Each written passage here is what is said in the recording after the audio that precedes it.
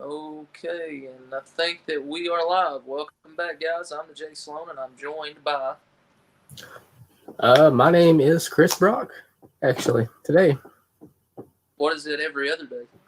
Well, man, I have multiple personalities. Tomorrow I may be Bilford Billington Bow Bag Shop, but who knows? Or I don't Cletus think or. I don't think that far ahead, so it's untelling. I like to live life a little dangerously. Well, I get that, man. Totally respectable way of life. Like I said, you could be Cletus Ernesto Skeens as well. You never know. Oh yeah, That's, I go that's back and forth. a given thing. But joined with by Chris Brock here, and we're back here. Was it last weekend or the weekend before last? I can't I'm not remember. sure actually. Um, I it think it feels was. like it feels like forever ago. It was at least a week ago, if not longer. We did the inaugural episode Yeah. of Blogs, which was the first episode where we explained that be trying a new beer. I'll be drinking, a few beers and watching a bad movie, pops and flops, and Chris will be joining me, and we'll talk about what we don't like about the movie. And that was a pretty fun episode. We watched Rob Zombie's Halloween 2, the remake, and we did not really enjoy it, but it was okay. And so now we're back here, and this was kind of a spur of the moment kind of thing. I was unaware that today was actually the release date back in 1985 of the all-time classic Fright Night. We all know Fright Night. We all love it. And I was like, well, let's just go ahead and do this. It'll be a really good first episode for the Cheers and Beers series. And Hmm.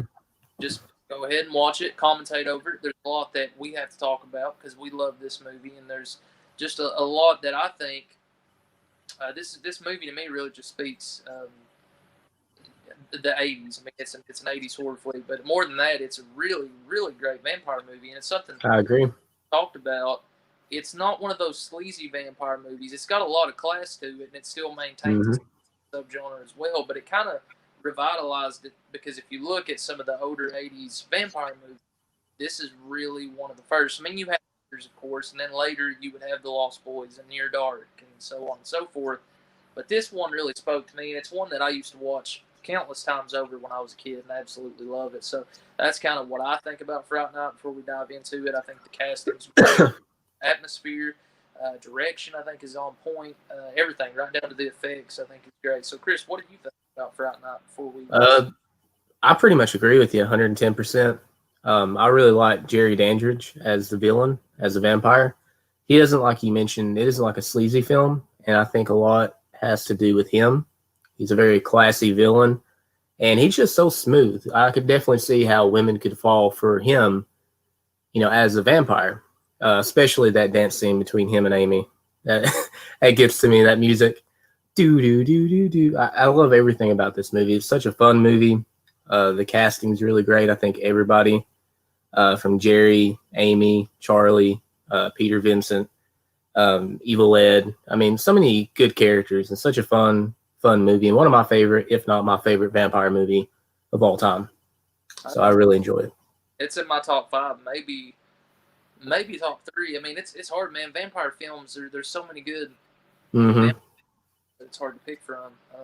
But I agree on everything that you said. I love old Jerry Dandridge, man. Chris Oh Sarandon, yeah. he's a great lead vampire. But I'm not gonna talk too much about it. I'll save most of my thoughts for when we start the film and during the commentary. But I will Mm-hmm. say it's a Cheers and Beers episode, so there is going to be beer involved. And I didn't try anything this time around. I honestly didn't even know I was going to do a Cheers and Beers episode, so I didn't really have any beer down there. I had three left from like a weekend ago, so that's what I'm going to be drinking. The same thing I drank in the last uh, episode, Pops and Flops, and that is this Michelob Ultra Gold. It's light beer. It tastes good, and it's not as hard on the old liver. So that's what we're going to be drinking, and that's what we're going to be watching. So hopefully everybody enjoys. Anybody who was here during the commentary or after the fact, we appreciate anybody watching. A comment down below Oh and yeah. let us think about Fright Night. And want to watch it with us. We're going to do a countdown, and we'll do that momentarily. Everybody wants to watch it with us, just follow the countdown. We're starting at 0, 0, 0, 0, and the movie has a duration of an hour and 46 minutes and 30 seconds. So I think we'll go ahead now since we're getting into it. Uh, Maybe give it another 5 minutes, and yeah, we'll give it 5 minutes before we start. So, Chris, How has your weekend been, man? Before we get in this movie, let's talk about your weekend. Well, with everything going on, you can't really get out and do too much, but the weekend's been pretty good. It's went by really fast, though, unfortunately, but gotta do some gaming and stuff like that. That's always fun.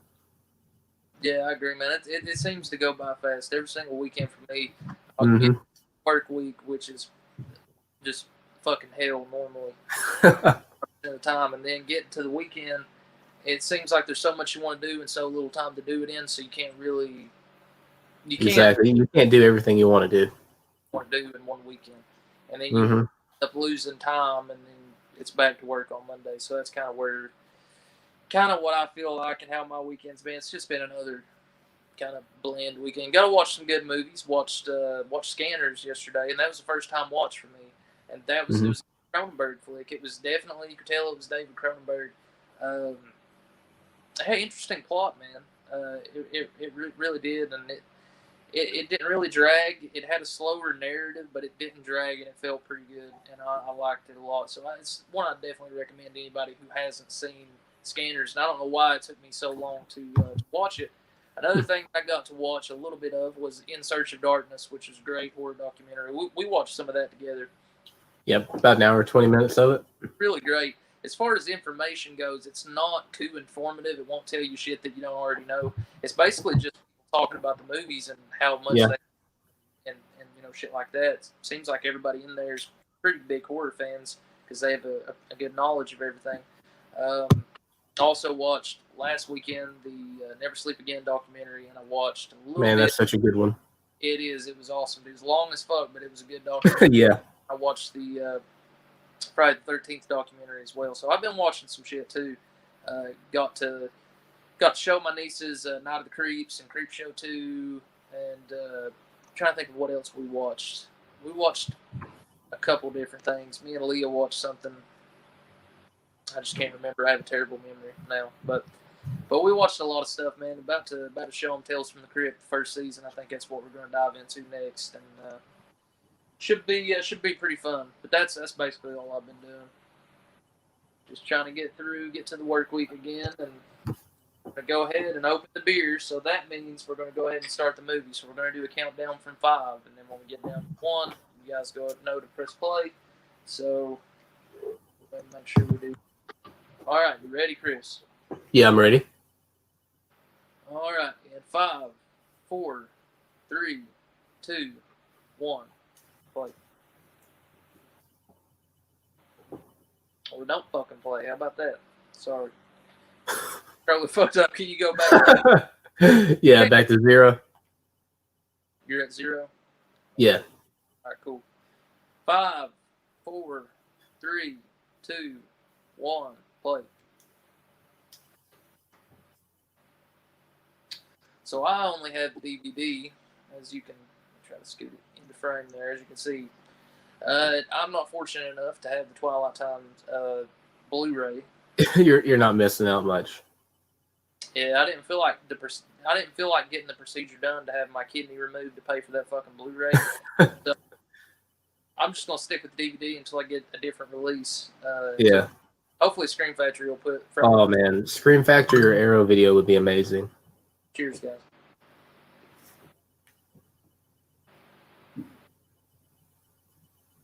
Yeah, I won't ever forget. I was actually at work whenever they put that out, to be bought, and I was like, "Hey, can I please take a little bit of a break so I can order this?" Because I knew how fast that they sold out before on things like that.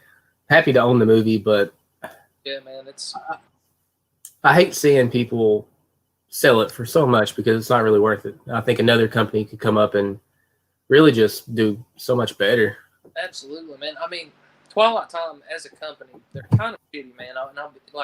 I have a few of their releases, so I don't want to dog on them too much. But like, the copies are basically bare bones. The transfers are not that great, and they sell it as soon as they get it. They make like so many thousands of copies, and then when it's out, and they own the rights to it. So any other company really is fucked about getting it. They can't get an opportunity to release it until they no longer have the rights, where they can purchase the rights themselves so they can do it. And it's kind of, they can't really you know, that's why there's no Fright Night release, I don't think, right now, as far as Blu-ray is concerned. You can get, like, different regions and different copies, but as far as, like, an actual Region A proper release from a company like Scream Factory, or even a Vintage Syndrome release would be cool. We don't really have that, but...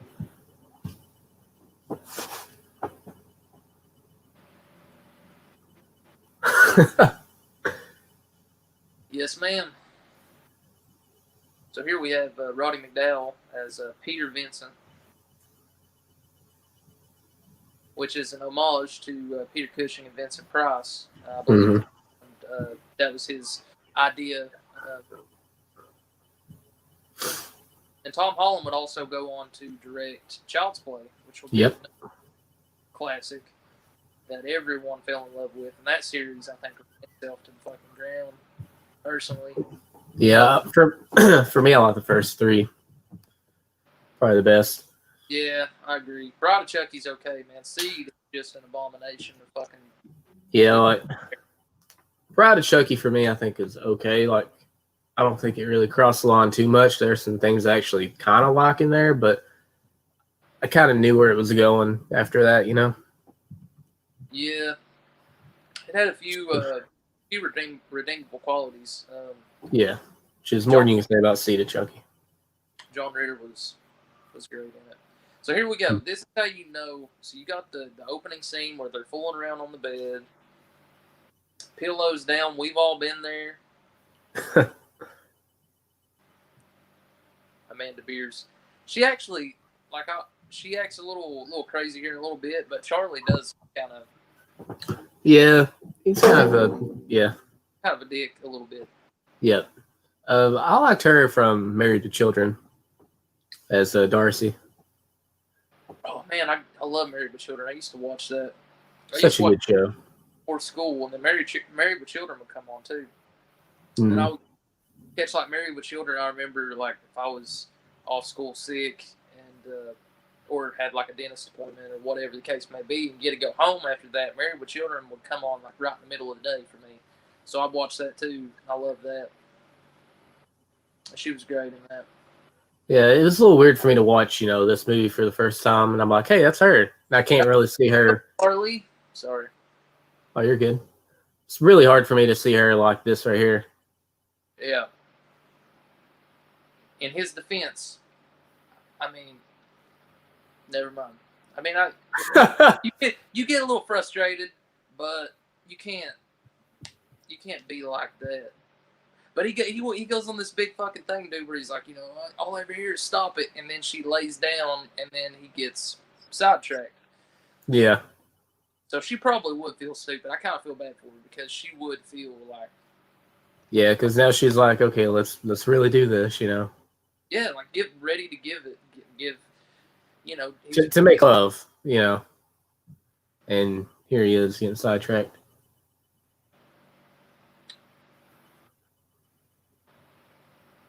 Oh man, there's Chris Sarandon. Where's the piece of fruit? Yeah, I know, dude. He's always eating something.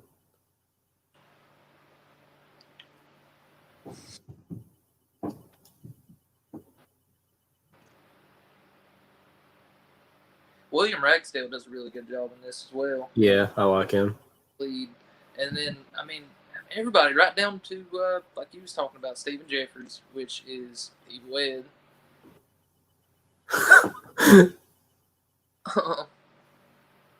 Let's see. I see a comment from Hope Golf. Hello, Hope. I just see, I don't even know I can't see this far, but some faces. I don't know. Don't know what you mean, Hope. But how are you doing this evening? Anyway, Stephen Jeffries as Evil Ed does a really good job. And then I didn't know till today that he went on to be a very distinguished gay porn star. And I don't know if I can look at him the same now. We'll see. He's not been on screen yet, but I'm thinking it's really going to alter my view of him. I'm going to be looking at him the same again. I didn't know he was gay, man. I mean, he don't have to be gay, I guess, because there's gay porn stars who do gay porn that are not gay. Ain't that fucked up? It pays more, so. Wait, but okay, you said there's gay porn stars that aren't gay that do gay porn. Yeah. Wouldn't you just be a porn star that does gay porn if you're not gay? But I guess maybe if you are doing gay porn, you might be labeled as gay. I don't even know, man. I didn't think that. I'm just gonna chalk that one up as a loss. I don't know, man. I don't know. So, in the film right now, he's, the whole movie, man, is fucking Charlie's fault. Like, kinda, if you look at it, because he just will not leave this. He won't let it go. Yeah, alone. Yeah, he won't let it go. With figuring out if his neighbor is a vampire, he won't let it go, and he drags everybody into the shit with him. And it's kind of his fault. But his mom, I love his mom, dude. She's the most oblivious woman in the world, but I love it. That's how my mom would be in a situation like that. For one, she'd be mad. Like, if she woke up and I was dead as fuck and blood was everywhere, she'd be mad that there was blood everywhere. That'd be the first thing she'd wonder why there was so much blood and how much cleaning she'd have to do before work. I love you, Mom.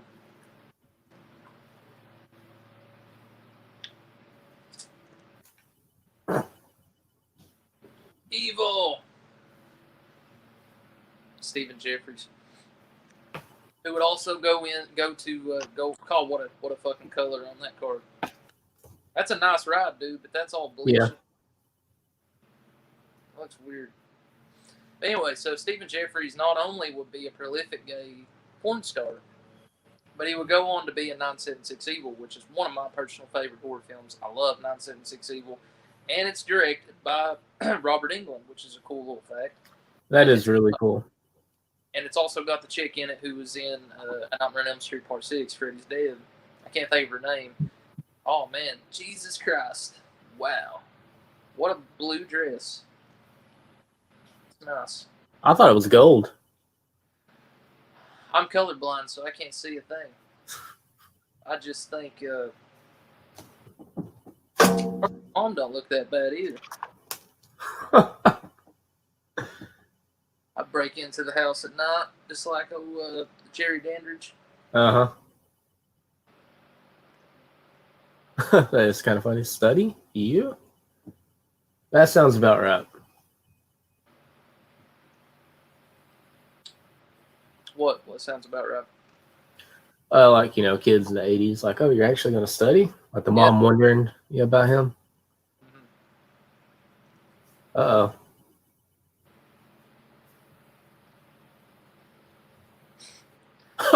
He is scared. Dude, that's my neighbors on a Saturday night. Fucking open the window. Oh, dude, this part when she puts all the food on. Yeah. I don't get upset, but I would get upset if that happened. Oh, I'd be upset, dude. I can take a lot, but like. I wouldn't speak to my girlfriend for a while after that. I think I'd have to just completely remove myself from the situation. All teenage love. They don't want to fight anymore.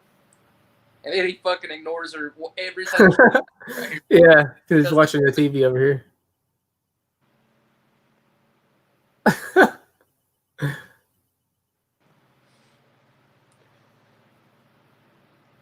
Dude, that's when you hear they're releasing a new Scream Factory edition, and your girl wants to talk to you, and you just walk to the TV, walk to the phone.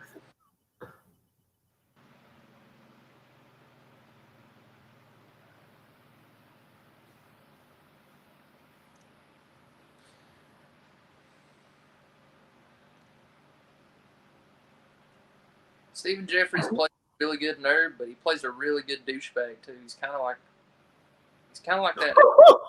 Oh man, that was cheesy too, man.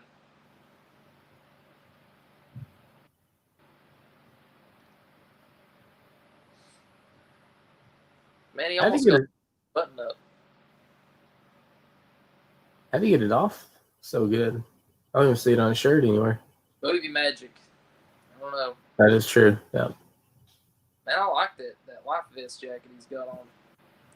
I feel like I could rock that even today, like in 2020. I think I could Dude, I think I could really pull that off. That look, you know. Just try it. I'm going to, man. I'm gonna wear it to the bar with no shirt on underneath it, just the best.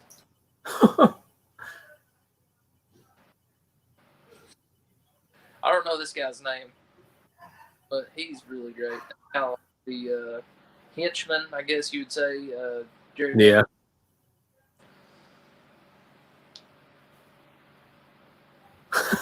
Just awkwardly running off. Bad if you had tripped and fell. Man, you could probably climb that all the way up to that porch up there. Or balcony. Man. Background there. It's another horror flick. I can't think of what it's an act. Can't remember what it is. And I don't want to be wrong and say it's the wrong thing.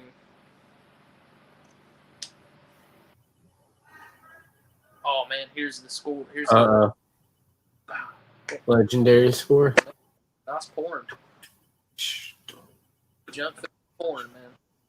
It's the way of life. Look at that sweater, man. Sorry. I mean to get. Might have to try to check my battery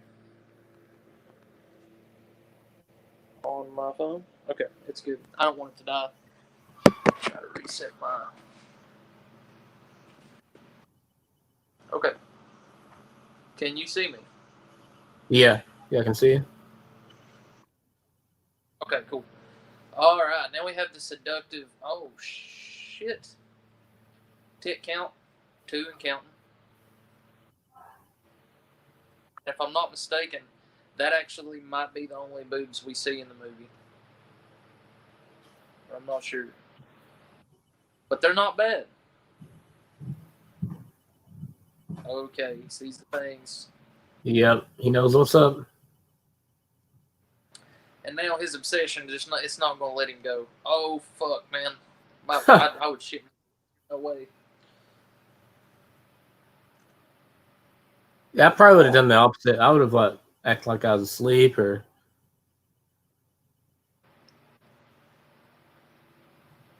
He's just looking right at him. Yeah, dude. Ooh. Nice nails. Oh, yeah.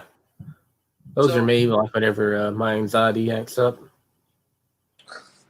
Like how they're real big around the. Yeah. Looks like it's been chewed on.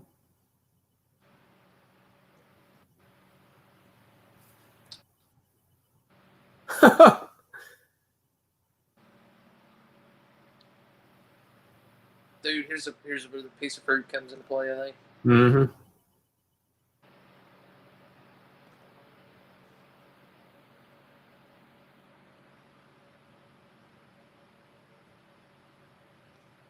Nice looking lawn chairs right there. Yeah, dude. Oh, kind of like a Rubik's Cube. Oh, and if anybody didn't notice, I had 2 Fright Night shirts to rock, and I couldn't decide. I had a Rotten Cotton shirt. Well, I guess I did decide, obviously. But I was like, I don't know which one I want to go with. I have a Rotten Cotton one that just has the original poster art on it in blue.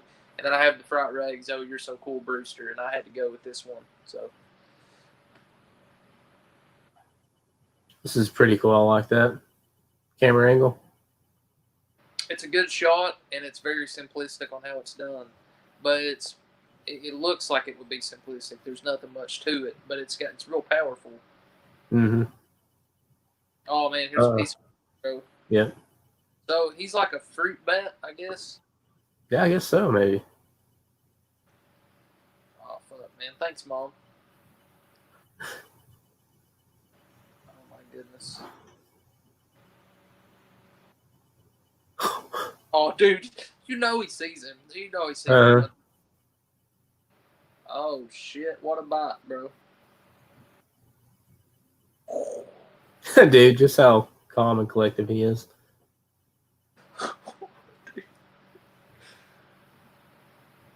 Get in the house. Lock the doors. Lock the door! Dude, I love this part with his mom. It's a vampire. Recent. Yeah.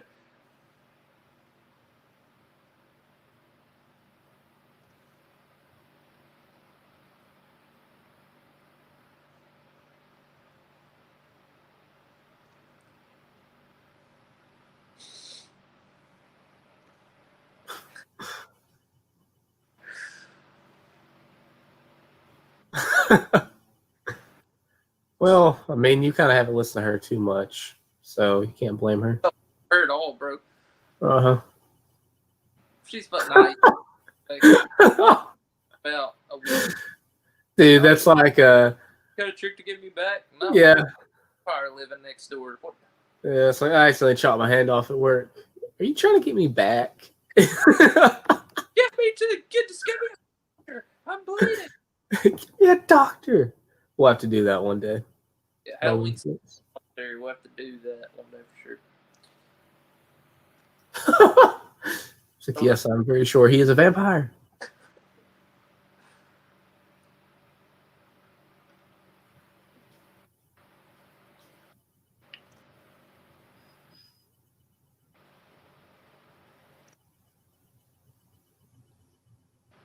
Come on in, son. The water's fine. So now we're entering Jerry Dandridge's House of Horror. A lot takes place in this movie, in this house. I can't wait to see it all. Mm-hmm. That's a nice, ominous fucking house, dude. It really is. It's Yeah. nice.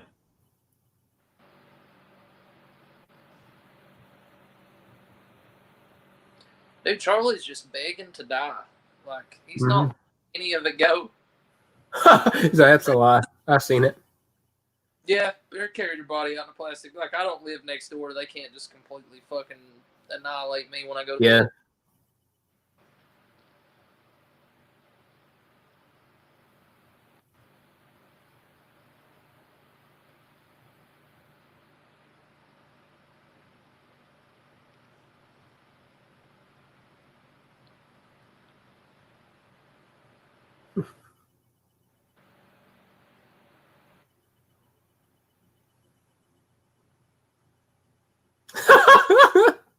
Like I hear any of this.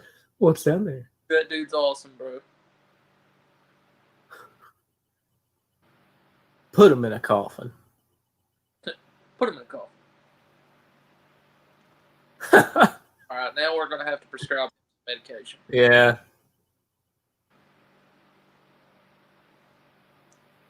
I think I'd be a little more subtle about it. I'd just say, then I'd say vampire once, you know. Uh-huh.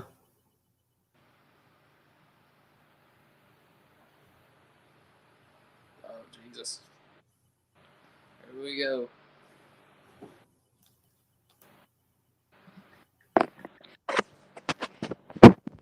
Sure, I'm Dirty Harry.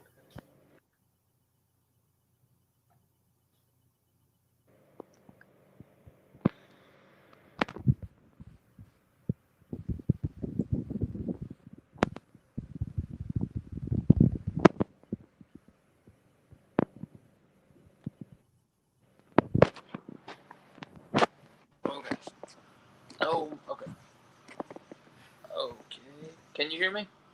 Yeah, I can hear you. I think I'm having some issue. Okay. I don't know if I was having issues with it anyway. Because it looks like I'm freezing a little bit. Maybe I'm lagging. I don't know. That don't look too bad to me. Okay, cool. So, yes, Fright Night was released on this day, August 2nd, 2020, 1985. I kind of, if I could go back to the 1985, can you picture yourself? It's the weekend, you're off from school, you have a movie to go see, and you're going to go see Fright Night. You don't know anything about it, you've not seen trailers, you just know the title when you walk in, and this is the film that you're given. I mean, it'd be amazing. Oh, yeah, for sure. There's no excitement for movies like that anymore for me, really. There's a few things that come out here and there, but... So here's where we're introduced to all the tropes of being a vampire, I guess. Yeah. Like they talk about the holy water and the reflection in the mirror and garlic and steaks. Wooden steaks, not actual steaks. Although it's T-bone steak, fucking killer right now. But we'll go good with this beer. It always amuses me, like, some rules apply in certain vampire movies and some of them don't. So that's one cool thing about it is, what tropes are going to be in this movie or that movie. That's why I like watching vampire movies. Obviously, I love vampires, werewolves, stuff like that, but it's cool to see how they're going to get defeated. You know, what works in this universe. Yeah, I agree. I mean, Oh.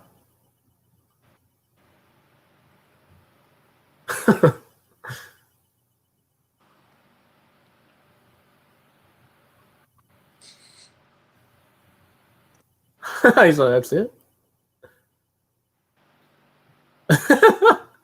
Charles.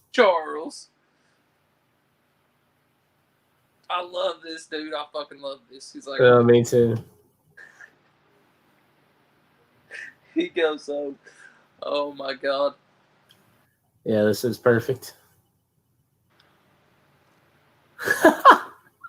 Telling everything shut, dude. He goes downstairs. Charlie. Got a visitor.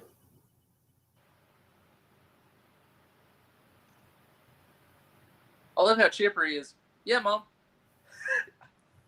Yeah, because everything's okay to him. He's like, I got some information. Oh god, dude. The score, the theme kicks in. Oh god, it is creepy. It's supposed to be creepy, but I think it's funny as fuck too. Yeah. Yeah, we have a weird sense of humor. We do. The way it's played, it's like, oh man.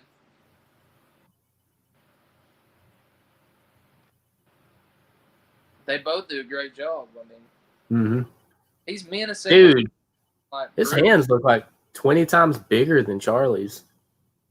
They might be, man. He might have big meat hooks. I mean, he's holding like a whole apple, like big apple.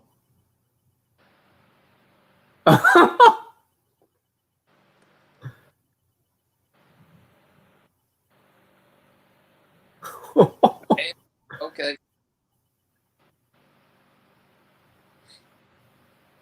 Okay. Oh, she wants to fuck Jerry, dude. Hardcore. It's great. You did this, Charlie. You did this. Love this movie, man. I love how Chris Sarandon, he really portrays Jared Dandridge. He's menacing, but he's not like a brooding kind of menacing. He's not overly like, I'm big and I'm going to hurt you. He's just like, yeah. He's kind of elegant in the way that he delivers his lines and shit. Yeah, very subtle and plays mind games with him.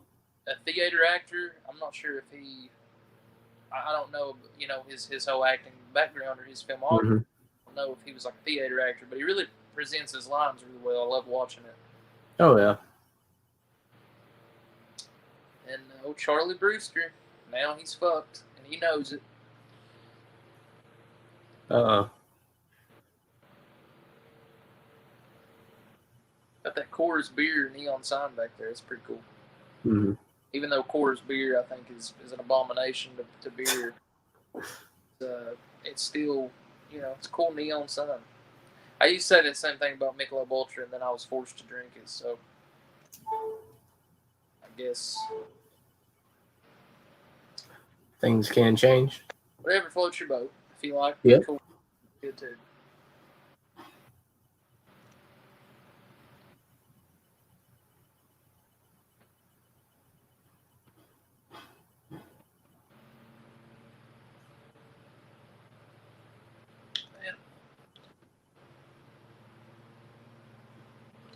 I don't remember who the composer of the film was, but I know it's got a really good score, man. I love all of it. It's just the creaky sounds and it's ominous. It builds itself up in a right way. Mm-hmm. And the themes, dude. The Jared Dandridge. Boom, boom, oh, dude, yeah. Boom. I want that to play at my funeral, dude. As I'm being carried out, and all the pallbearers are carrying me out, just boom, boom, pop, boom, boom, boom. Then everybody just drops. Yeah. Like the closest hot woman next to you, just start fucking dancing with her. That wouldn't be a bad funeral. I'd be killer. It'd be a killer funeral, dude. I'd be, you know, oh shit. Oh, here it goes. Just towering over her. That's a nice coat, dude. He's got a form of style like no other vampire I've ever seen. That's true, man. Got a little red scarf around it. Mm-hmm. It's looking toy. I know Chris Sarandon had some second thoughts about actually playing the part of Jerry Dandridge. He was offered it. I think Tom Holland actually offered it to him, and he was like, I don't know if I want to do it. I don't want to get pigeonholed in horror. I don't think it's really classy. And then he read the script, and he was in love with the script, and he's like, I got to do it. So that's how he came on board with being Jerry Dandridge. And then he would later go on to be in Child's Play as well. So I guess he had a good relationship with Tom Holland. Tom Holland, yep. And if that's cool. I'm glad he decided to do it because I can't see anybody else being able to portray Jerry Dandridge the way he does. Oh, well, not even Colin Farrell, man? No. I mean, that remake was, oof. It's not the worst, but definitely like the original better. It's not a Cheers and Beers episode, I'll just say no. That. Yeah. Oh, shit. Mid one. Oh, like, you hate it when you can feel somebody behind you. Yeah. Like.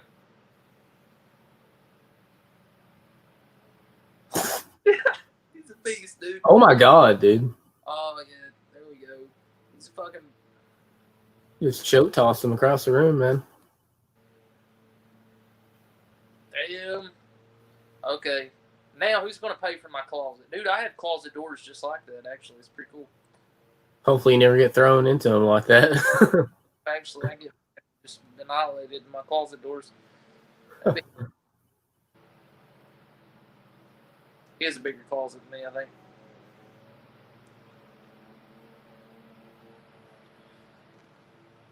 Damn. Oh. Shit, dude. Oh, dude, that wall. Behind him. It's fucking like the wall completely with his head. That would hurt. That would.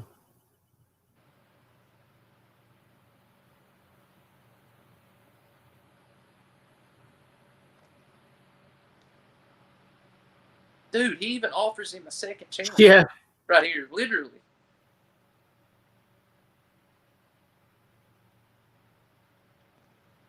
Why? Why? You are in no position to do this. I'll make these kind of threats. Dude. He fucks it up so bad. Oh my God. Oh, this would suck, dude. This would be a bad way to go. Mm-hmm. Oh no. Oh shit.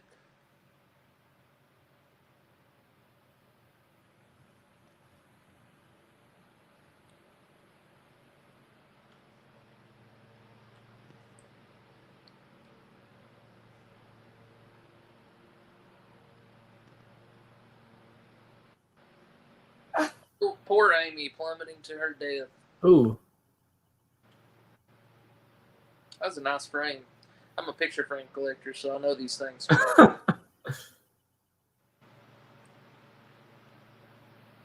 Oh shit. spinning around. Wouldn't that have sucked if he would have fucking stabbed through and accidentally stabbed his jugular vein? Yeah. That'd have been amazing. Look at that pinky, bro. It's like bigger than his other finger. That's a little startling. Imagine being a female being like, hey, baby, put your finger up my ass. Oh, my God. Dude, what are the... Man, dude, he's sexy. Yeah. Vampire form's not too flattering.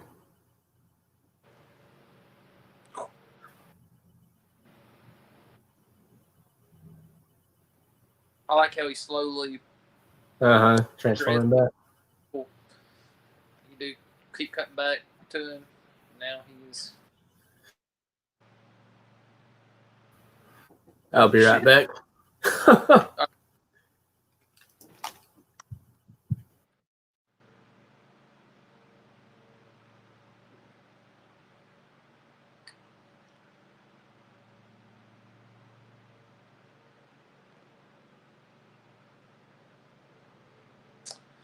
First beer out of the 3 is gone. Oh, What a nightmare. I love his mom in this movie. She cracks me up.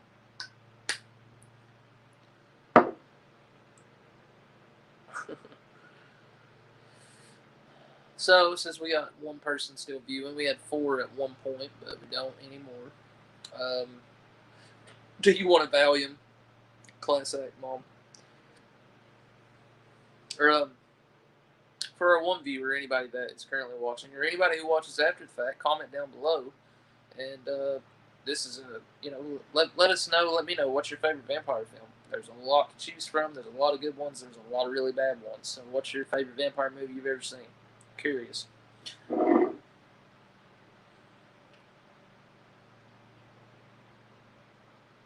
Yeah, my throat would hurt too. Jerry Dandridge, completely destroyed. Little Brewster.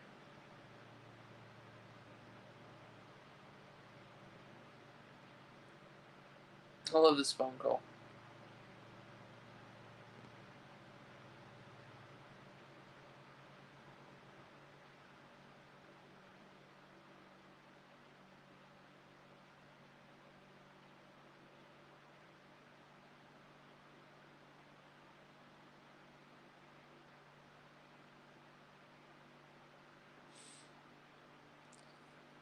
Oh shit.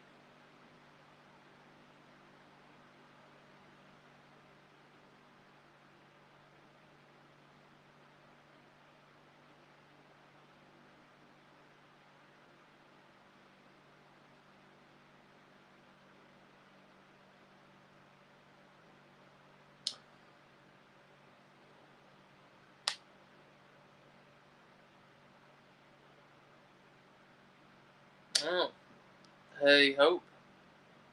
Good to see you in here. What's your favorite vampire movie? That was the question that I just put out to everybody. I'm curious what your favorite vampire movie is. We watched a lot of movies together, but we've not watched any vampire movies that I can. No, that's a lie. We watched The Lost Boys one time, a long, long time ago. We watched it. Curtis watched it with us, and Martin. I don't know if you remember, but what's your favorite vampire movie?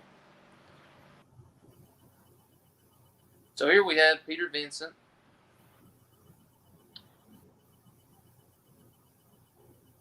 I love his character. I love how he's kind of cowardly at first. Yeah, then he kind of grows into the role.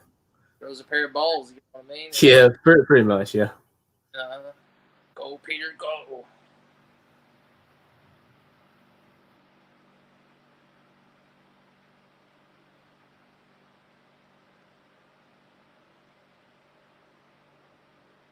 So, uh, without watching Fright Night without talking about Fright Night 2 is kind of it's forbidden really because Fright Night 2 is a forgotten sequel that's really really good, underrated. I love Fright Night 2. Yeah, I It, really enjoyed it. it brings back William Ragsdale and He's in college in that movie, right? yeah, yeah, he's in college. It brings him back as well as Roddy McDowell, and I just kind of like the second one how this is a little bit of a spoiler, but Charlie's the one kind of trying to suppress the vampire shit and say Yeah. that it's real, and it's a complete coin, flip. I guess you could say it's a flip side of the same coin because Peter Vincent is saying that they are real, and he's trying to, he's kind of like the Charlie character a little bit in the second one. Mm-hmm. I was just praying when I watched it that nothing happened to Peter Vincent Yeah, I know. I was like, no, please don't. because I It's a lot to love carry. so much. And Roddy McDowell was actually famous for being in a lot of the Planet of the Apes films, which are good films in their own right. He just a lot of makeup and a lot of prosthetics and shit on his face. You couldn't really tell it was him, but he was in a lot of those. And I just love him in Fright Night, man. It's just amazing.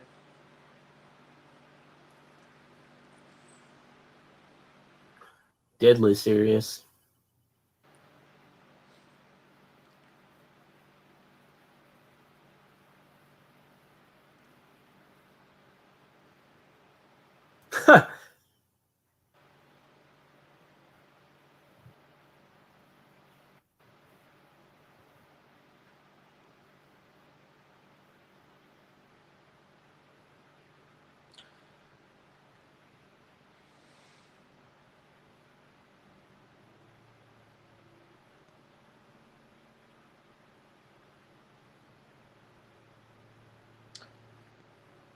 Here comes Evil Ed. So I asked Hope what her favorite vampire movie is, and she's not said anything yet. She said she's all ears. Can you see the chat, or can I just see the chat? I can see it too. Okay. Still waiting, honey. What's your favorite vampire movie?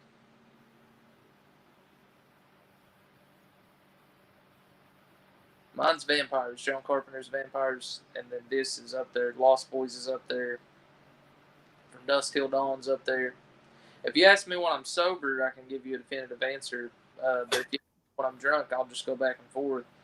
Because we drunkenly watched From Dusk Till Dawn and another vampire movie one night. Man, I can't remember which one. Was it Lost Boys we watched? Yeah. Yeah. We watched both of them months and months and months ago, and I couldn't decipher which one I liked better. Okay, so Interview the Vampire. It's been a long time since I've watched a vampire movie at all. I did like True Blood series overall, however. I really like Interview with the Vampire too. I think that you like Interview with the Vampire, Hope, because of Brad Pitt and Tom Cruise and just the beauty behind both of those guys. But I like it too. I think it's a really good movie and a good book. And I used to like True Blood. I watched all the way up until season 3 of that, and I've not finished it. But I used to like it too.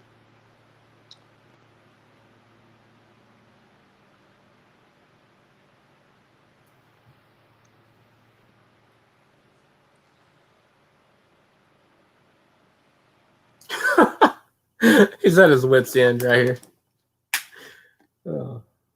Yeah, dude. I'm at my wit's end. Dude.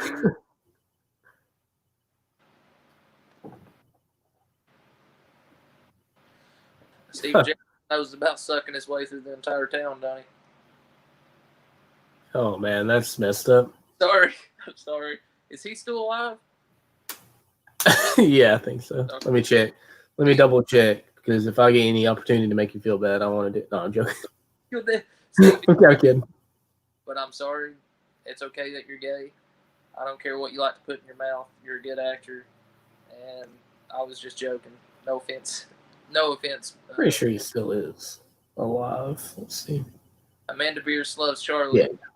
Hey, Hope, would you, if I was claiming that there's a vampire next door to me and I set up 15,000 candles and plan to kill him in his sleep, would you help me? Just curious. Yeah, and I'm glad you didn't pick Twilight. That would have been. Hey, there's some Twilight fans out there, and it sold a shitload. So the books and the movies. So more power to them. I'm gonna have to go grab me a beer. I'll let you entertain our audience. I'll be right back. All right. Let me know what I miss. All right, man.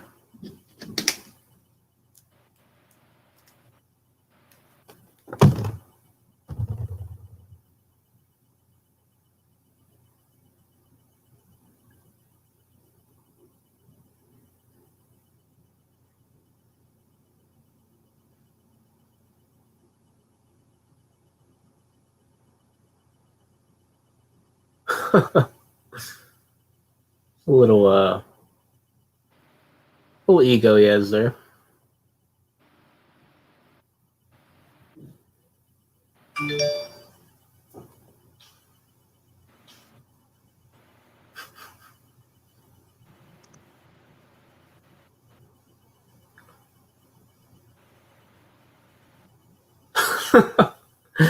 I love that. The kid looks up to him and he's like, he is insane.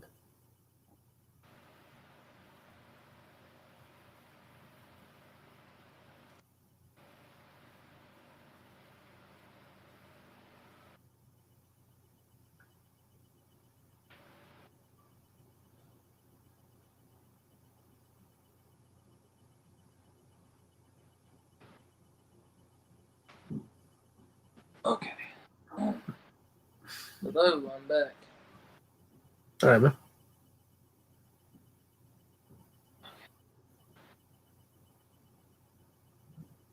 Okay. It's a good love story, but it's not a vampire movie, in my opinion. I agree. It's not a vampire movie. Not my kind of vampire movie, anyway.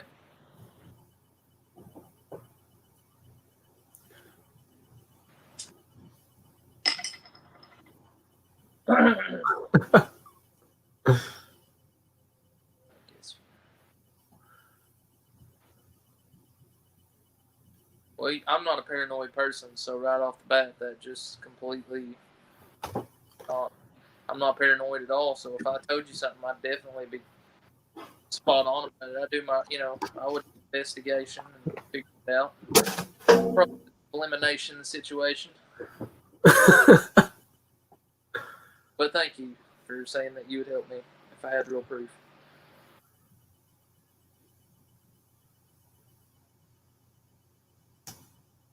I'd help you too. Don't roll your eyes at me.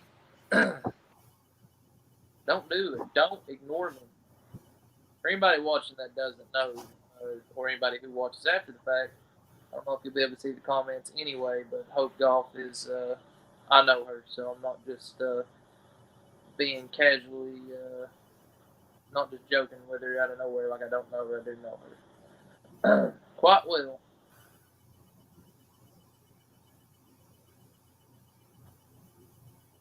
She's actually been in the fan series over on Chris Brock's channel, the Walking Dead fan series that we do. If anybody doesn't know, she was in there as Leon. Yeah. Was it Leon? Yeah. Mm-hmm. I can't. My memory's getting bad, dude.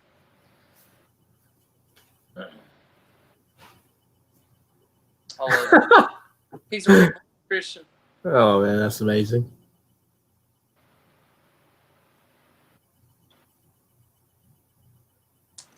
Dude, that robe is fucking classy. Mm-hmm. It really is.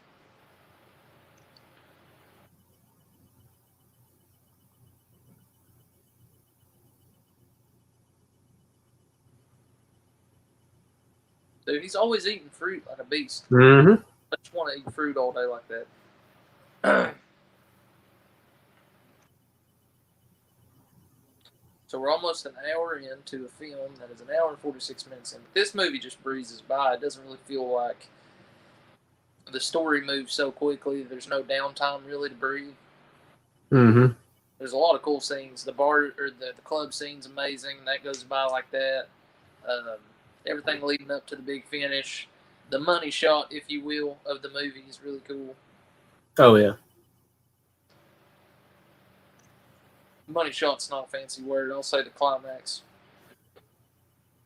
Both can mean the same thing, just in different versions of movies and videos. Right.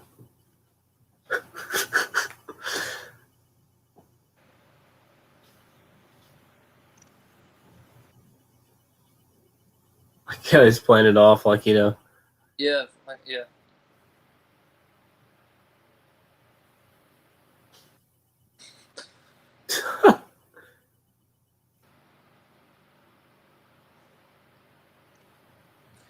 Calm down, Charles.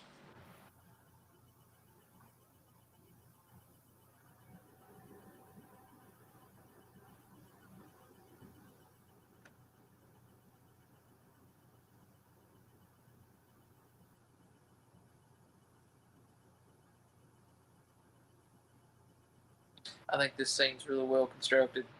Mm-hmm.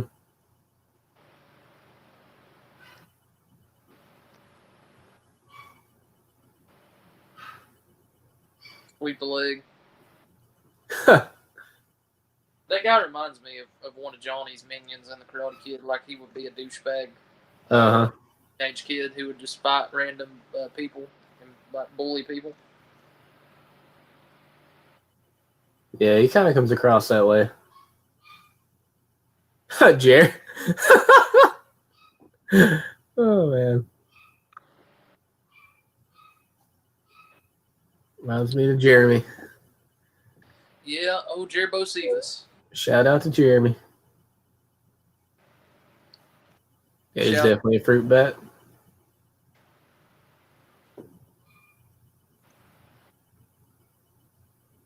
Turtleneck.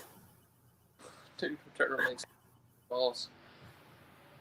Only he could pull it off.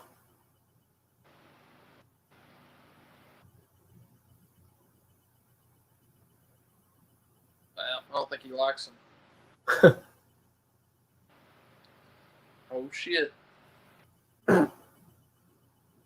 Steve Jeffries pops out and says, "Well, my name's Ed." He's like, "These are people. I'm Ed." He said, "My name's Ed. Can I get some head?" No, he didn't say that. Dude, how terrible would that be? Like, you know, he's a vampire, your neighbor's a vampire, and you're trying to prove it. Now he's hitting on your woman. Hacking on, yeah, dude. I'd flip the fuck out. Get your hands off her, blood sucking cocksucker. Small poking fascist. Or whatever. Yeah, Jack Crow says.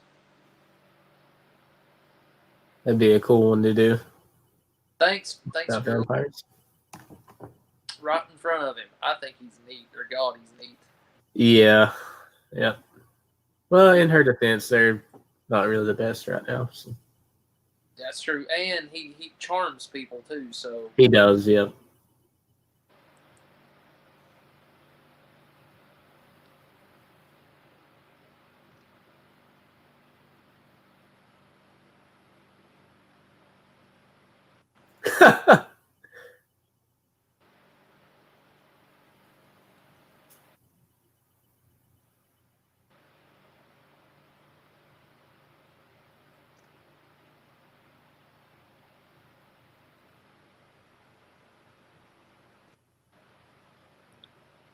It's right here. He just throws it on him.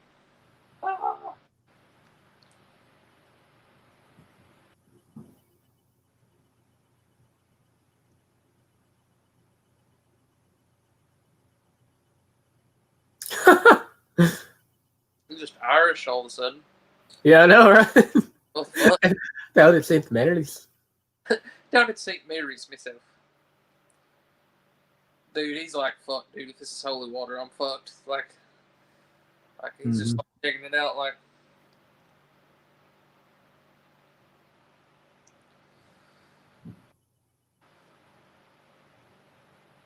First shot of the night.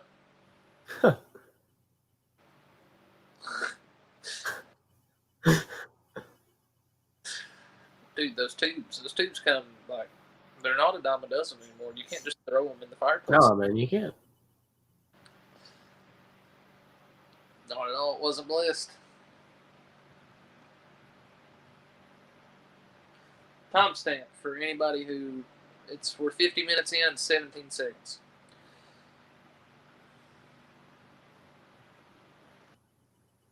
Yes. It is. Uh-oh.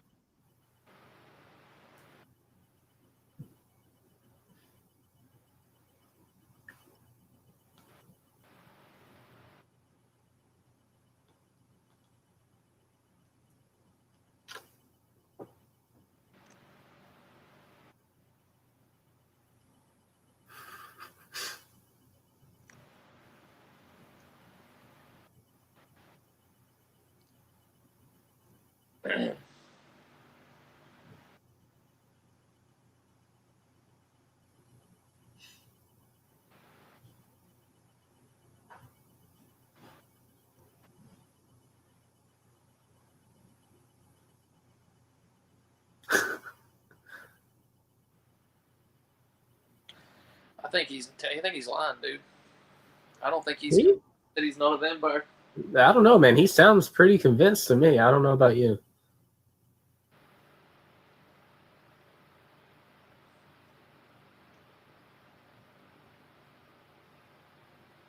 Ooh, first name basis. Yep. Yep.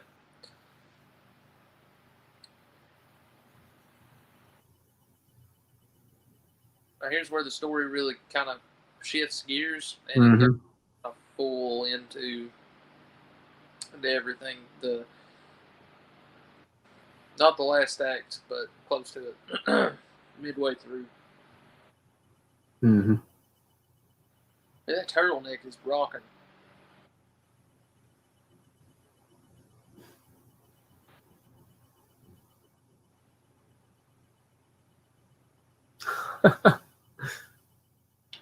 Down at St. Mary's myself.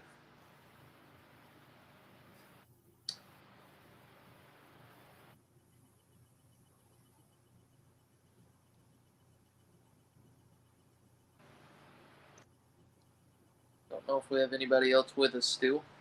Just one viewer, but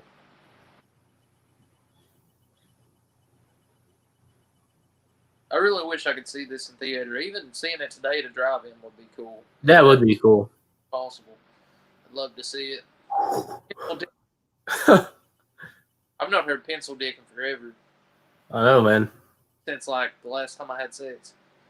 I was gonna say, I think I got called that maybe 3 days ago. That's been a lifetime ago, you know. Yeah.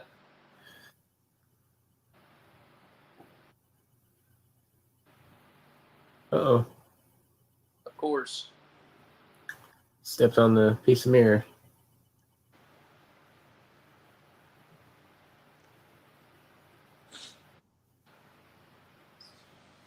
Amy.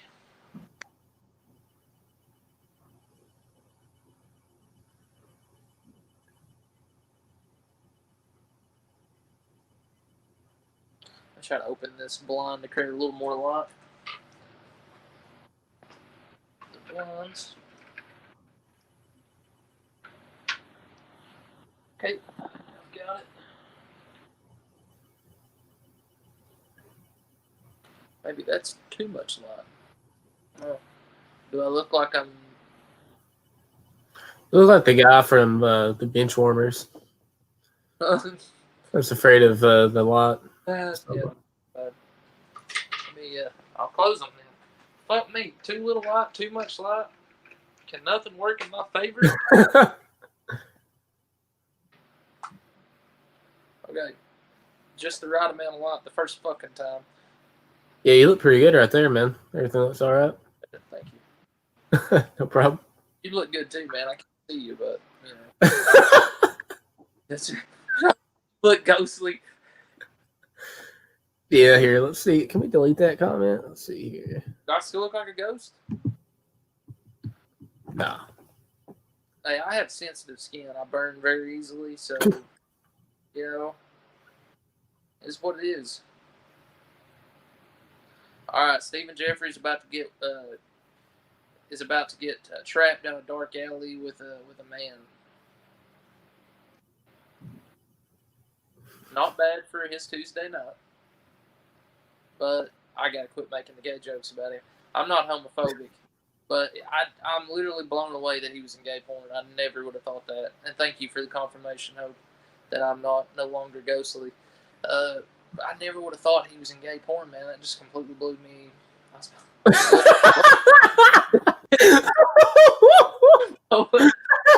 was not trying to make that joke.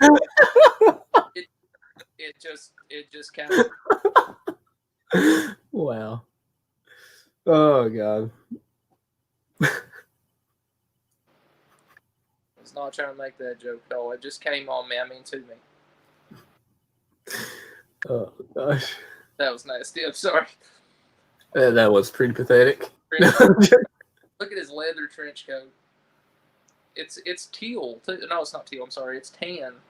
It's not even black. It's just a tan. It's a nice brown trench coat.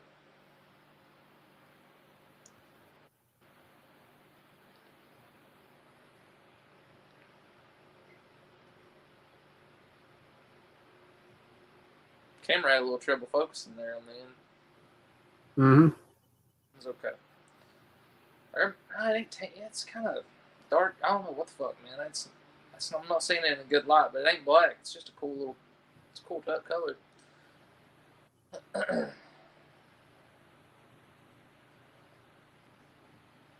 Yeah, he's kind of screwed right here. Nah, man. Spider-Man will help him. Yeah, save the day. Lift him up by the hair. Mm-hmm. Give him a backwards kiss like Kirsten Dunst and Spider-Man.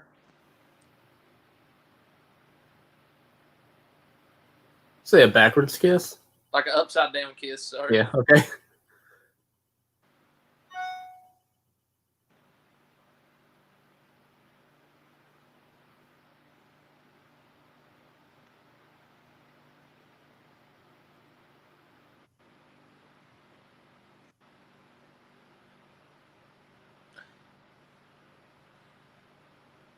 Take my hand.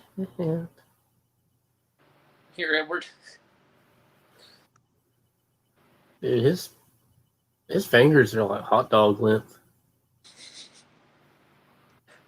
Dude, he does have huge fingers, bro. Disturbing.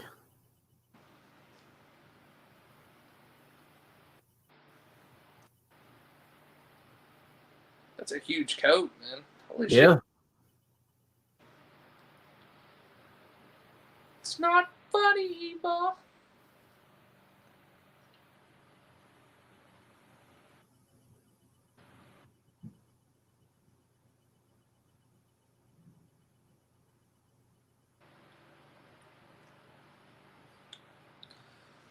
Ooh.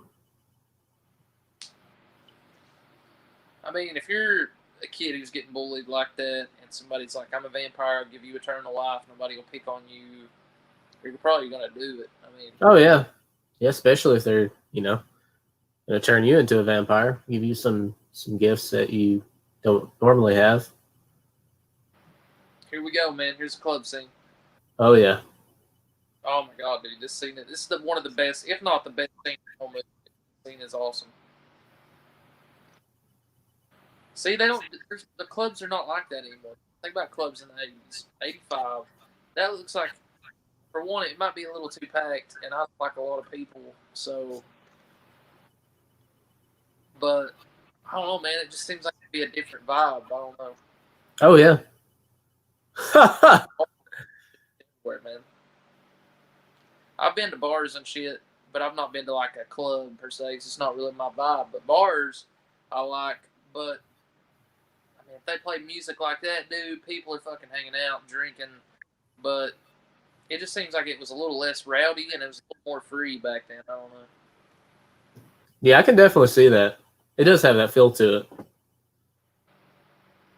That'd be cool if he said Ghostbusters. That would be awesome. Oh god, dude.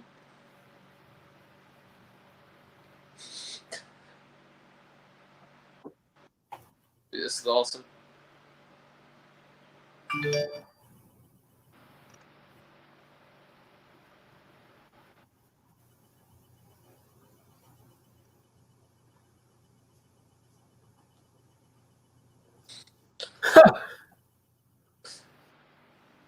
Dude, he's amazing.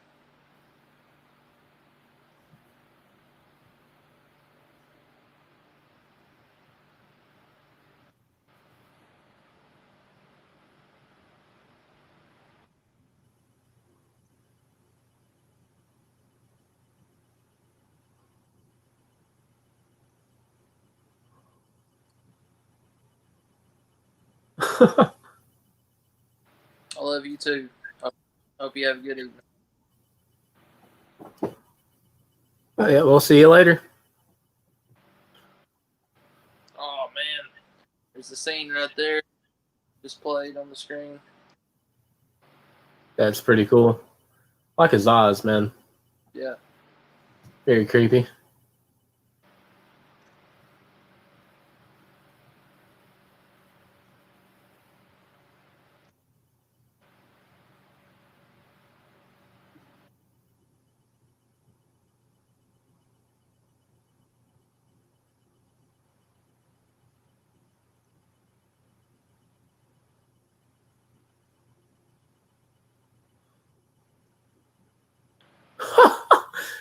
It's like I'm out.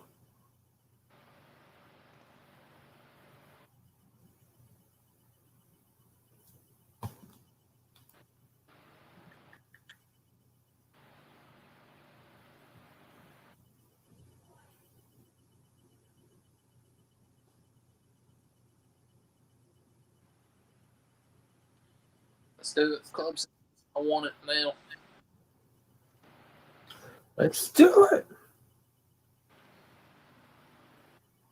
Took Dave, bro. No coat, no button down, nothing anymore. He's just got a fucking. Looks like a long sleeve for like a jogging top shirt. I don't even know what you call it. Yeah, I know, right? It's different looking. That's me when I go into the club, bro, or to the bar. Fucking every fucking girl just Scouting them out. Yeah, man. like flies on shit. Wow. Dude, he's just walking by and people are touching his hair and shit. See that girl like touch his hair? Yeah. Fuck, man. Everybody wants a little piece of the Dandridge. Just try not to get no dandruff on you. Touching his hair. I know, right? That's a cheap shit. I'm here all week. All week. Oh, shit.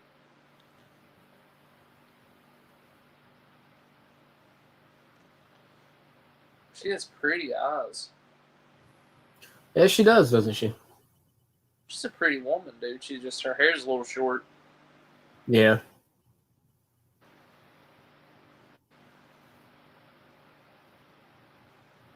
He's about to have a fucking heart attack or something. Yeah. Dude, he's looking pale.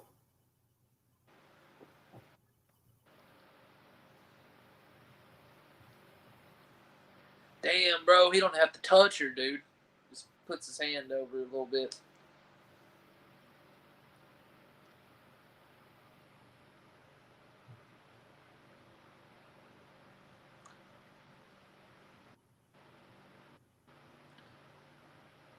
See, what I'm thinking here is like, okay, he's charmed her, but what if he didn't charm her? What if he's like, I want to see if this bitch is really into it? Like, is not charming her out here at all, and she's just letting her decide. I don't think she would. I think the only way he could have got her is if he charmed her, you know? I don't know, though. First, but I think there's a part where he stops. Uh-oh. Oh, shit. Wow.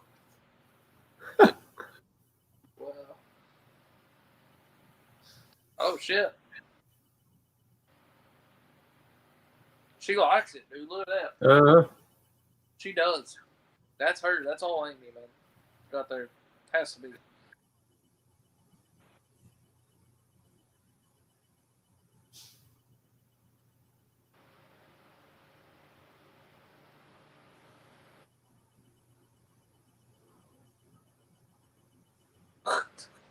Ha ha.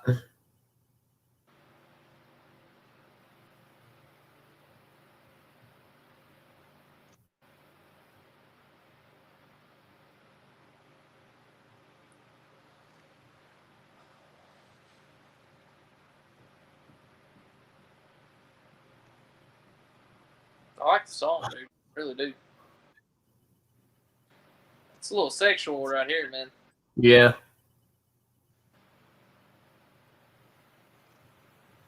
Oh, shit. Charlie's gonna be pissed. Uh-huh.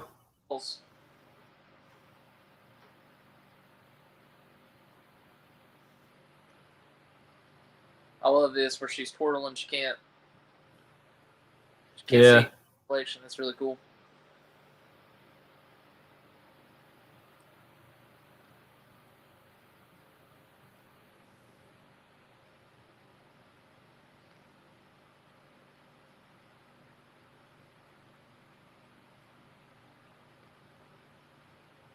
Oh, dude. Shit, what a beast. Oh. My hand hurts. Mm-hmm. Is it polite?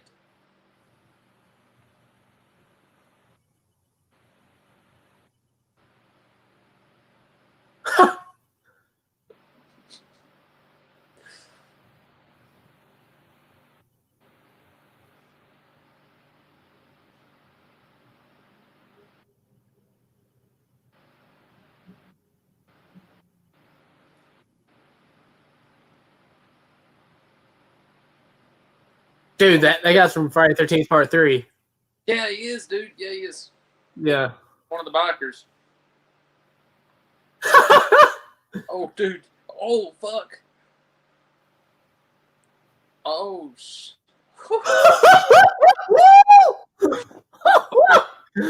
Oh, dude. That is amazing. Oh, bro. Oh man, he fucked him up. Bad. Those bouncers are not qualified to step up to No. call, dude. I hate to do this, but I'll be right back one more time. The water went right through me. Okay, man, you're good.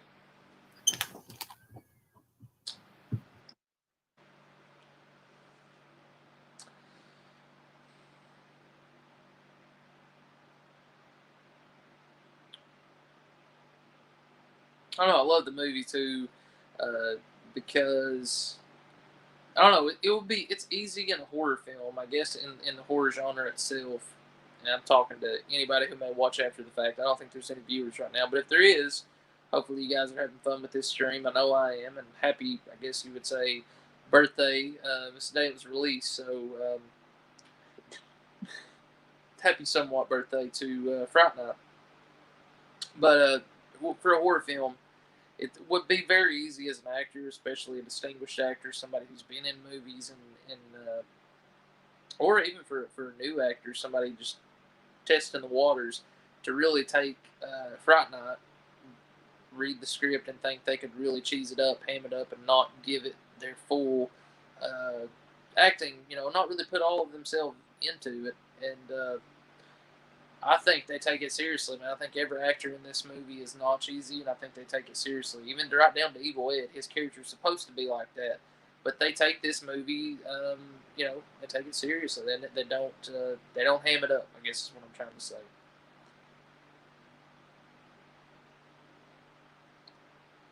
And now we're moving into the final act here, where they get to the Dandridge house. He's trying to convince Peter Vincent right now to go. Nut up or shut up, as Woody Harrelson likes to say.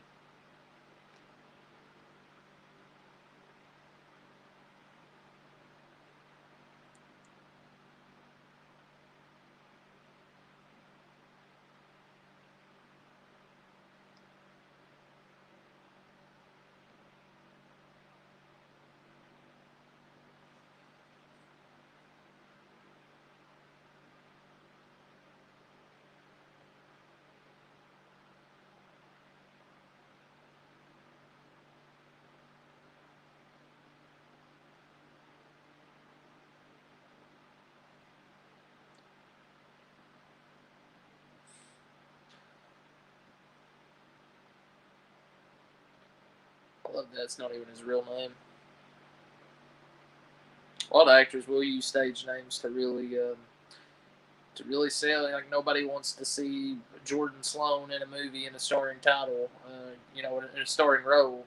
They would, a lot of agents would people would suggest the name be changed. So a lot of people would change their names just for public appeal, so they could sell, and they could actually be in a leading title, or would be considered to be in a role like that. So that's pretty cool. Not even his real fucking name, Peter Vincent. It's a cool name. Oh man, don't. The Jerry Dandridge theme.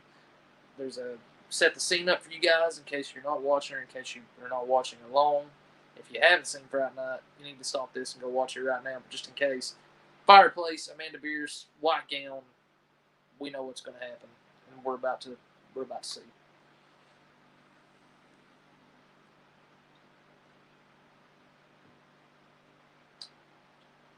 Two beers in, guys. Almost 2 beers in.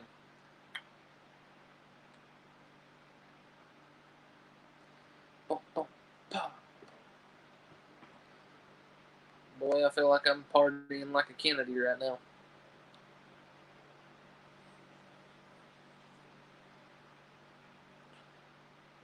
We know what's going to happen. We know.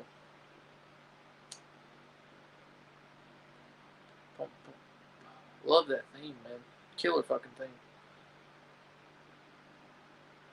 Macho themes. Oh, shit. Just takes his shirt off. Let's get down there with Amanda Beers, Amy.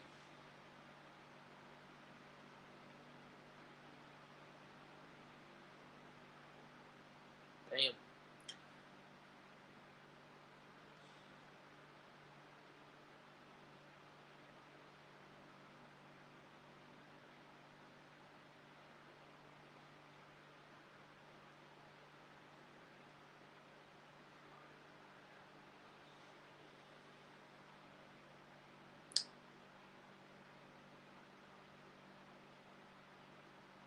Here, I don't think that he's. So he might have been charming her in the club, like me and Chris were talking about a little while ago.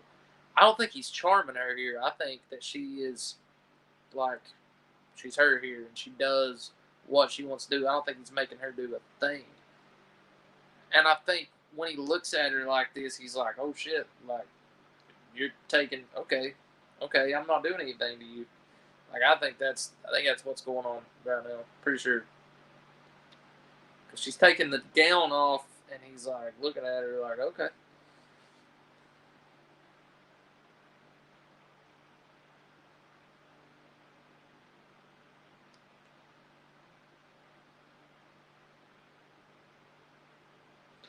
Very cheerful film for the Cheers and Beers inaugural episode, episode 1.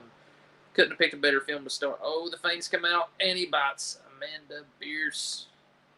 I'll just say Amy. I don't know why I'm using her actual name. He bites Amy, and now we all. Ooh, the blood. That's perfect. The blood dripping down her neck like that. Looks really good. It's a good shot.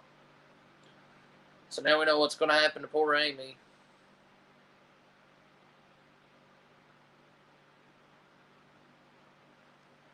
But we know what Charlie's going to try to do.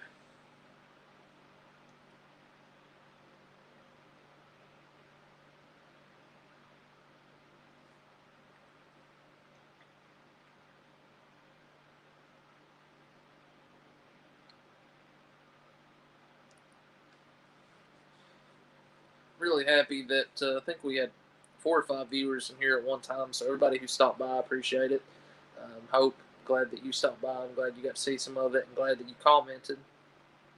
I'm going to try to plan these out a little bit more. The further we go into the Cheers and Beers, Hops and Flops segments, and kind of let everybody know that I'm going to be doing them. This was a spur of the moment thing, much like Halloween 2. No plans, no real advertisement, or anything to let people know what was going on. It was just something that came out of here when I woke up. I was like, I see that today it was released, so that's what we're going to watch. That's what we did. It's been fun. Closing in on the end now, though, and I fucking fast forwarded it with my controller. I have to link back up when Chris gets back. I'm just going to keep it playing.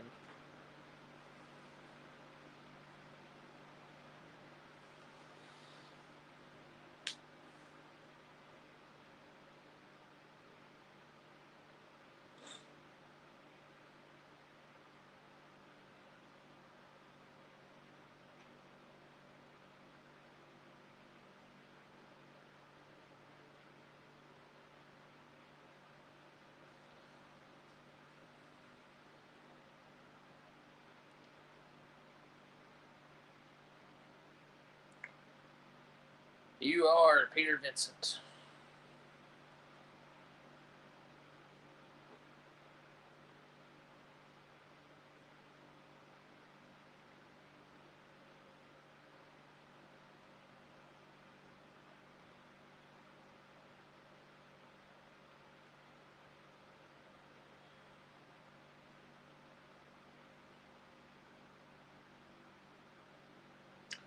No.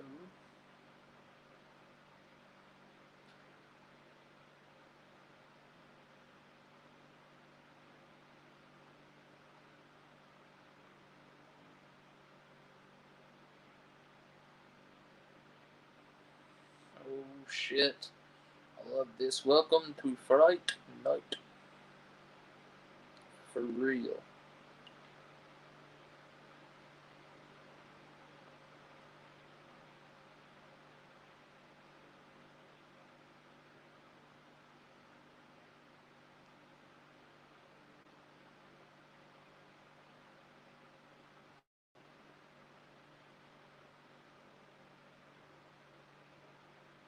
Damn. What a beast.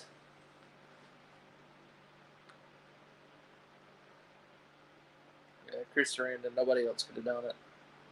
Nobody else has done it. And I'm nothing against Colin Farrell. Nothing against Colin Farrell at all, but it's just not the same, man. You can't beat Jerry Dandridge. It's Chris Sarandon.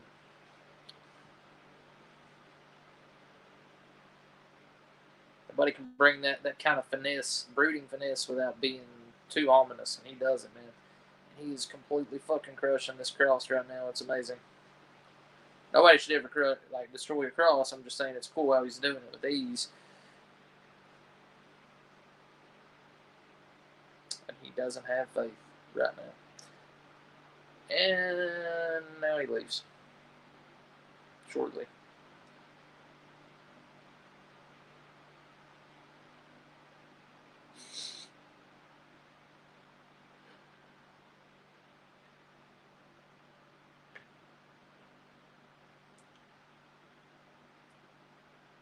Ooh, what a hit, dude. That wasn't very nice.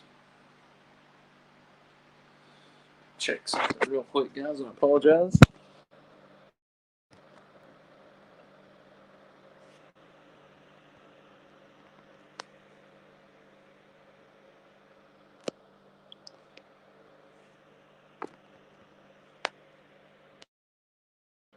Still hear you. Sorry. There you go. Okay, we're back. And now he's in Charlie's house. I love this, dude. Dinner is in the oven.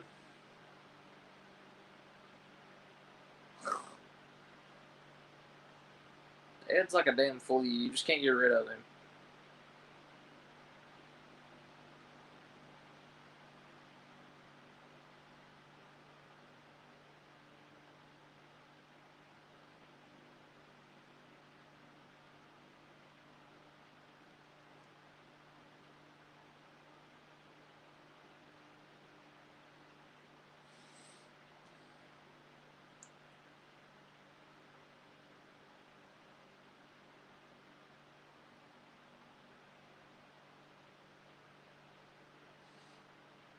So, dude.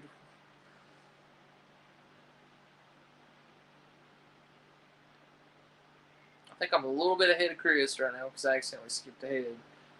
But whenever he gets back, I'll try to link up with him or have him link up with me, and we'll do something where we're on the right time frame here.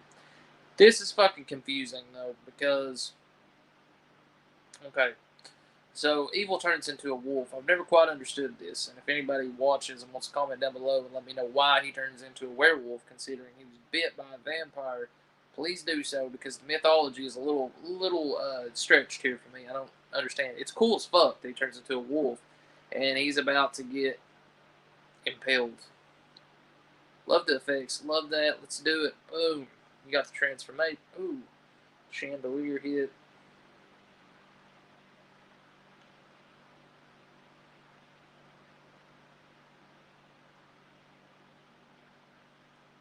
Second beer down, guys.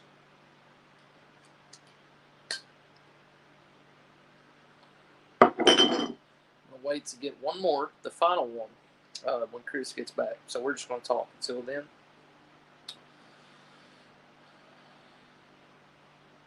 Again, anybody have any requests, leave it in the comment section below for a Cheers and Beers or a Hops and Flops future episode. Will be gladly appreciated. Ooh. Slimy as fuck, dude. It's a cool transformation. It really is.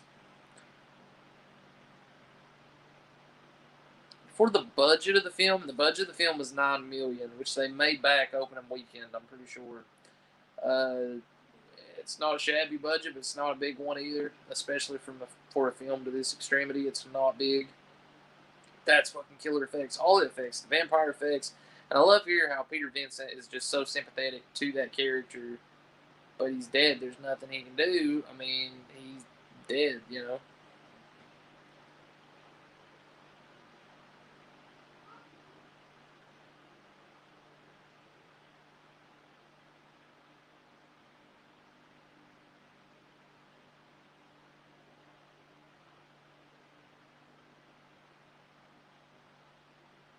Ooh.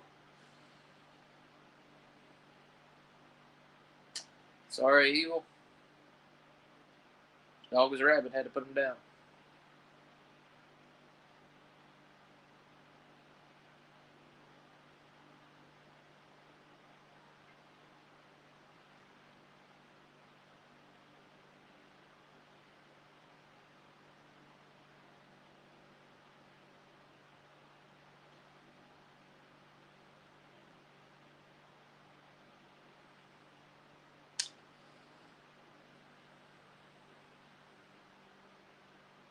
But the cross goes away. The burn.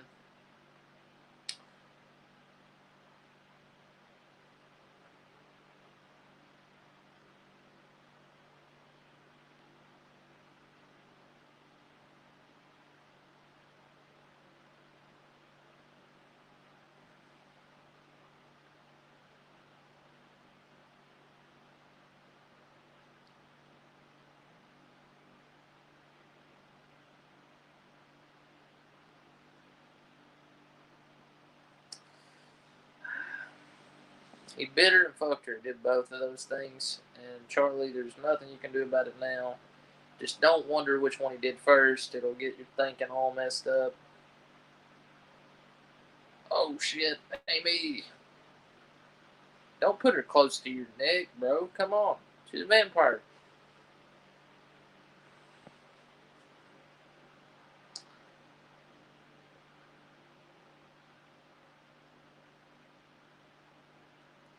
Watching this movie actually really gets me in the mood to watch Fright Night 2. But I don't own a copy of it because anybody who is a collector knows Fright Night 2 has one DVD release. It's got a couple region locked. I think there's region free, possibly. It might be region locked, region B, C, I can't remember. Blu-ray releases for the film, but there's not a region A release for it. So the DVD, which is highly out of print, it's hard to come by, and I don't own it. I would love to own it because I really like the sequel, and that's something that I think Screen Factory, Arrow, Vinegar, Vestron, any of the main horror distributors for Blu-rays and media should try to get. I love the fog coming off the Dandridge house, man. It's really cool. Anyway, they should try to get that because I would love to see it a reality because I really love that sequel. I think if it had a media release, such as a Blu-ray, we get a little more light shed to it.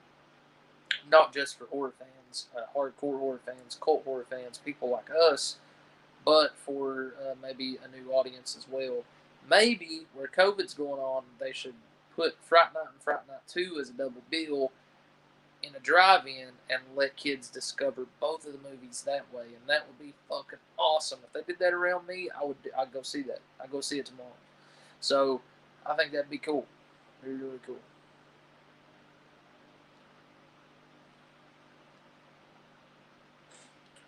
Charles.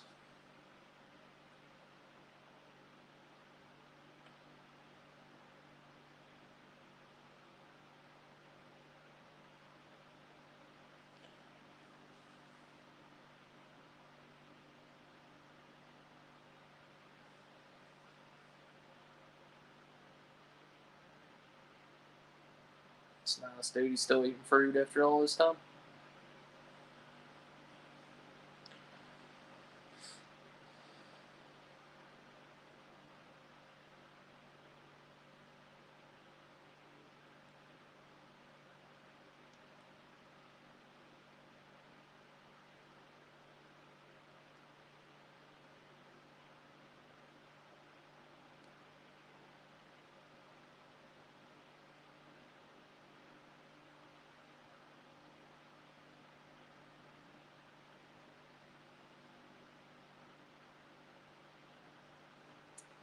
I like that though. Like how it is in the movies, everything is exactly how it is in the movies in this world. So most of the cliches are true.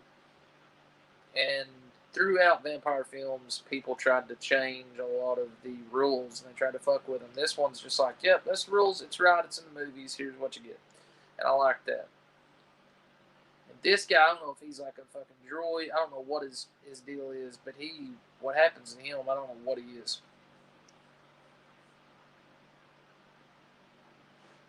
Stop her, I'll shoot.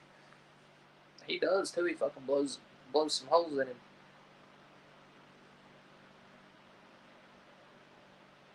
Boom, headshot, son.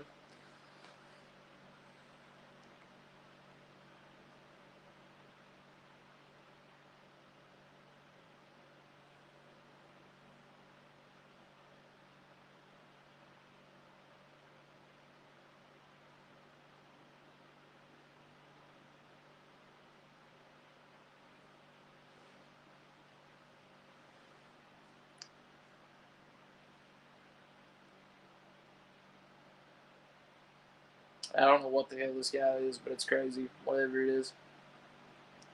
Oh shit! Turn around! Turn around! Got blood coming. Mm-mm. He just don't stop, man. I don't know. He turns into like, wow. Okay.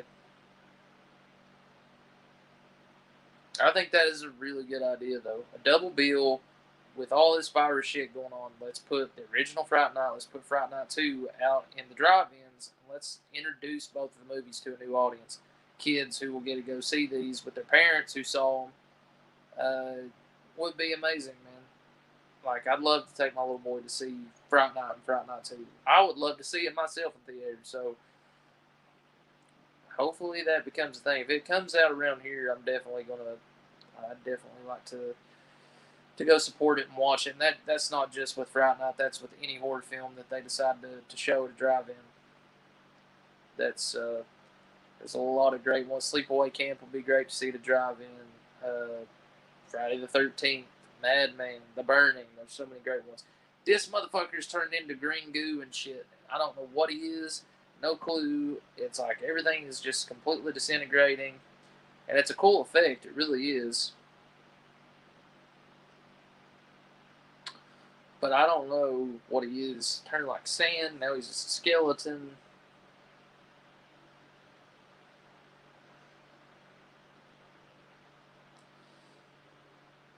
I think they killed him with the stake, so I don't think he was a vampire. What the hell he was, man. But Amy's turning quick.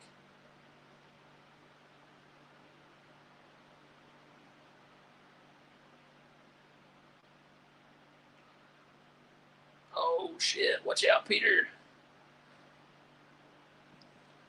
I love this movie. Every time I watch it, man, it reminds me a lot of my childhood because I watched this a lot with my uncle and my dad, and it takes me back. My uncle loved vampire movies. He loved werewolf movies, so we watched a lot, and this was one that we watched repeatedly.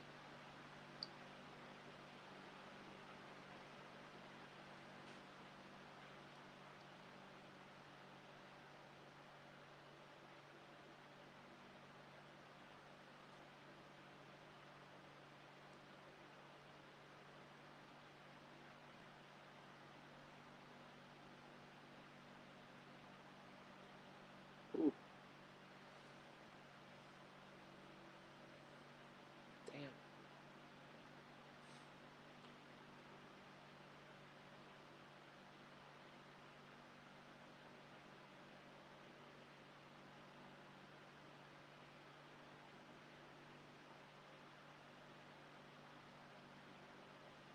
Damn, dude. Lock her in there. You gotta do it, Peter. You gotta do it.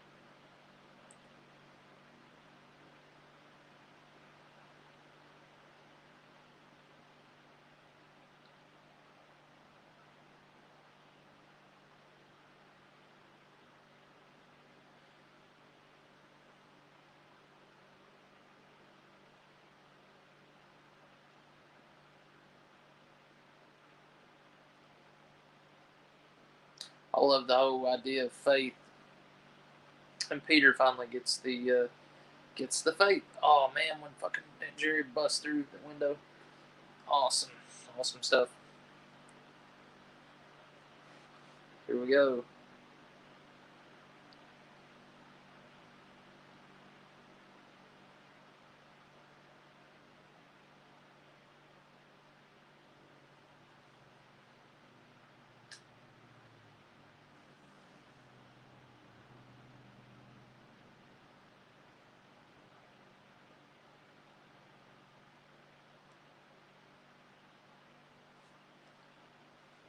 Oh shit.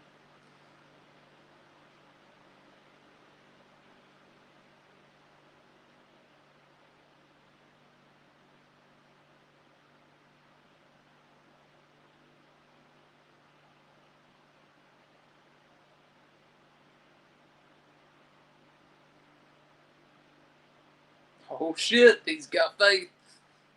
Oh man, it's a badass moment. Love that.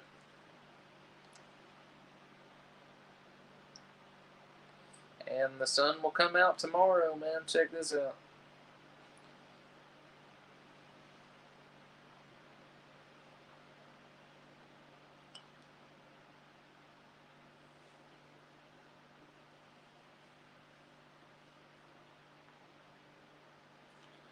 Got some. Phone just went in low power mode. Hopefully I can make it through the rest of the movie without having to put it on charge.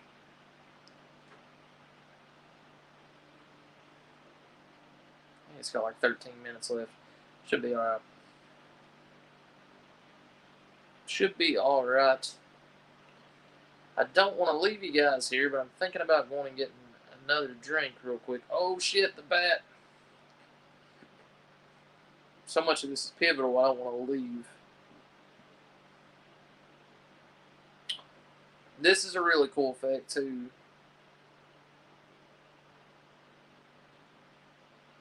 And one of the effects they had to use, it might have been the bat, but it could have been, I don't know if it was the bat exactly or not. Oh, and it bit Charlie. It bit Charlie. Was designed originally for the Ghostbusters set, for the Ghostbusters film. And I can't remember which prop or which effect or which thing it was, but they couldn't use it. I think it was a librarian scene in Ghostbusters. I could be wrong, but I'm pretty sure they couldn't use it because they said it was too scary for children, so they had to have something a little different. So they used it for this, a version of it, and it's pretty cool. Pretty cool to think about the connection between those two films. Both are classic. I've never been a huge Ghostbusters fan. I'll be honest. I like it. I don't love it. But Fright Night, I love. We're in the climax of the movie. I'd like to go grab a drink. I'm gonna go do that real quick. So I'll be right back before things get too heavy. Be right back, guys.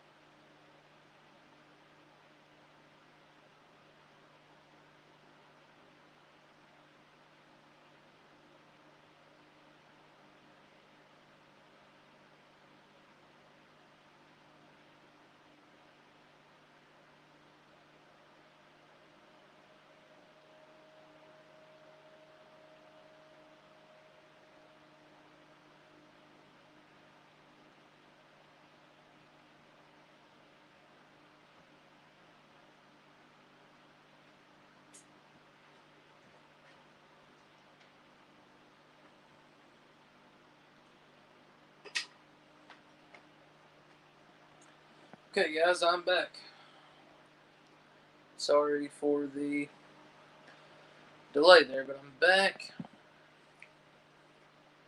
Last beer. Cheers.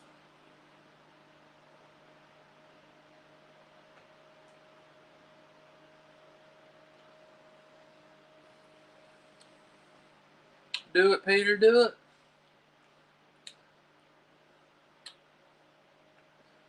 Dude, I love how he rises like that.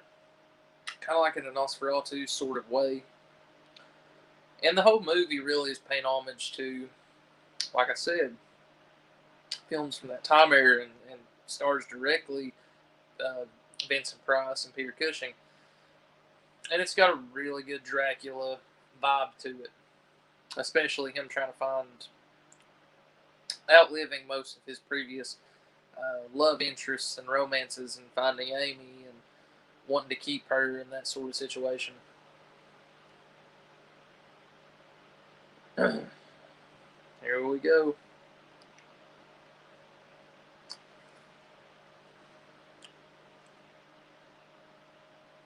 Bust the windows out. Perfect way to do it.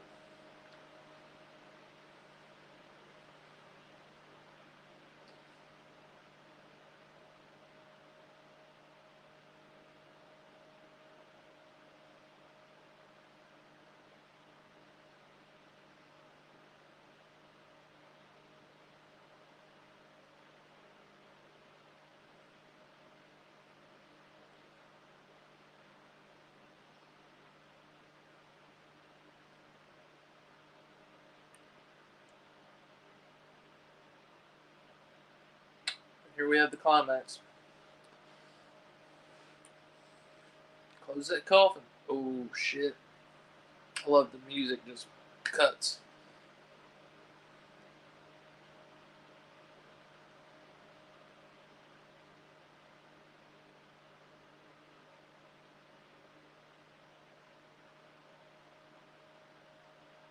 Boom. There it is. And Jerry Dandridge is no more. But is he the last of his bloodline? Go watch Fright Night 2 and you will find out. He's a huge fucking bat, dude. I think it might have been this. I think this was it from the Ghostbusters effect that they. Maybe I'm wrong though. Fuck, I don't know. Could be wrong. If you watch it and I'm wrong, tell me about it. I love being proven wrong. This Yeah, I think you're wrong, man. Thanks, man. No problem. Sorry, it took me a little bit. I had company over. I skipped ahead of you a little bit when I was trying to check the time, so I'm at the end right now. Like, I don't know how much more I skipped, but they just defeated Jerry and my. Yeah, exactly. The same thing happened on mine just now. Okay. Love the effects right there, man. Yeah, I was talking about it being. I don't know if it was that effect or if it was the bad effect from earlier when it attacks Peter Vincent, or they had used something from. They wanted to use something for the Ghostbusters movie, but they said it was too scary for kids, so they used it. Some of it they used it here in this movie. I just can't remember which one it was. Huh. And then they needed it back on the Ghostbusters like that. I don't know how it all shaped, but I know that it was pretty cool that those two movies had like a connection because of that. But that is pretty cool. That's weird because she asked Charlie earlier, who you going to call? I said Ghostbusters. I didn't have any idea that they were related in any way, shape, or form. It's cool, man. That's kind of wild. It's such a good movie, man. And I was talking too when I'll save it till the end of the movie because we're at the end here when Charlie and Amy are about to get it on. Mm-hmm. Peter Vincent, son. He's got some real life experience to bring to the role now.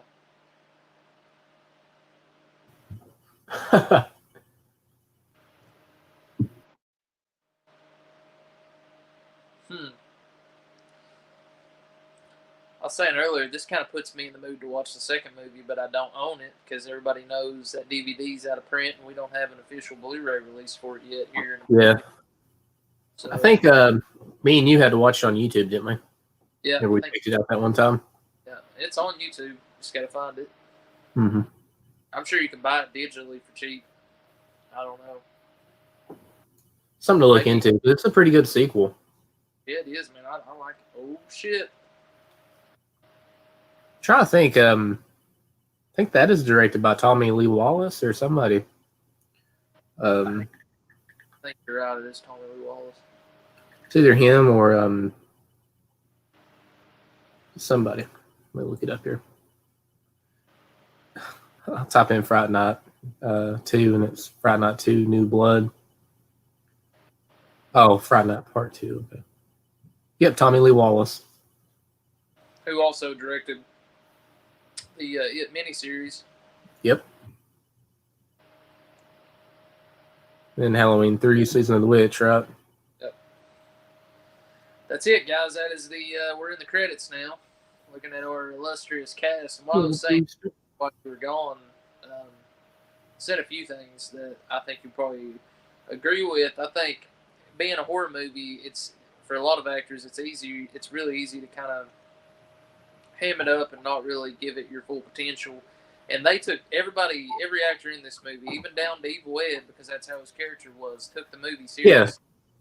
Yeah. It wasn't cheesy. It wasn't campy. They took it seriously. Like, you believe their performance because you believe in what they're saying. So, yeah, well, especially with Charlie trying to convince them, that could have came off as very awkward. But you really feel like they don't believe him. You know, like, oh, you're silly, this and that. Like, I like that. They took a more realistic approach to it.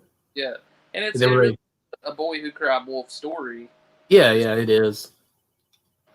And you know, but it's so good, man. There's no other Jerry Dandridge. That is Jerry Dandridge, Chris Sarandon. It's perfect. Oh yeah. And I don't know. It's just an amazing movie. I was saying with how COVID is right now, COVID-19. If they were to bring the original Fright Night and Fright Night 2 as a double bill to a drive-in, that would let kids, which they're bringing a lot of old horror movies to drive-ins, but that would be a recommendation for me. Bill and introduce that to more people, especially the second movie, because it really is an underrated sequel. It's fun.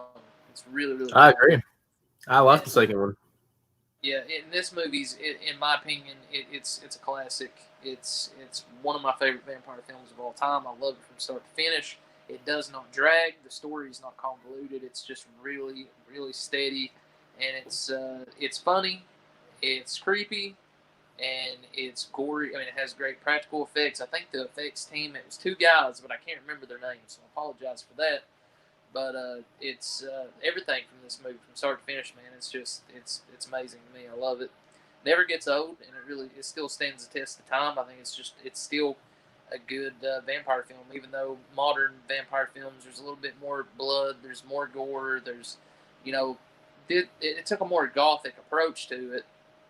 Yeah. And a lot of vampire movies. This one's just kind of right there. And another thing I really like about it too is the fact that the rules that they display in this movie, they're getting from other movies, and even Peter Vincent says, like, well, all the other rules are true. Everything else, with them and from the movies is real. So, and I'm like, it's cool. They just said, yep, what you see in the movies is the real rules, and here's what you get.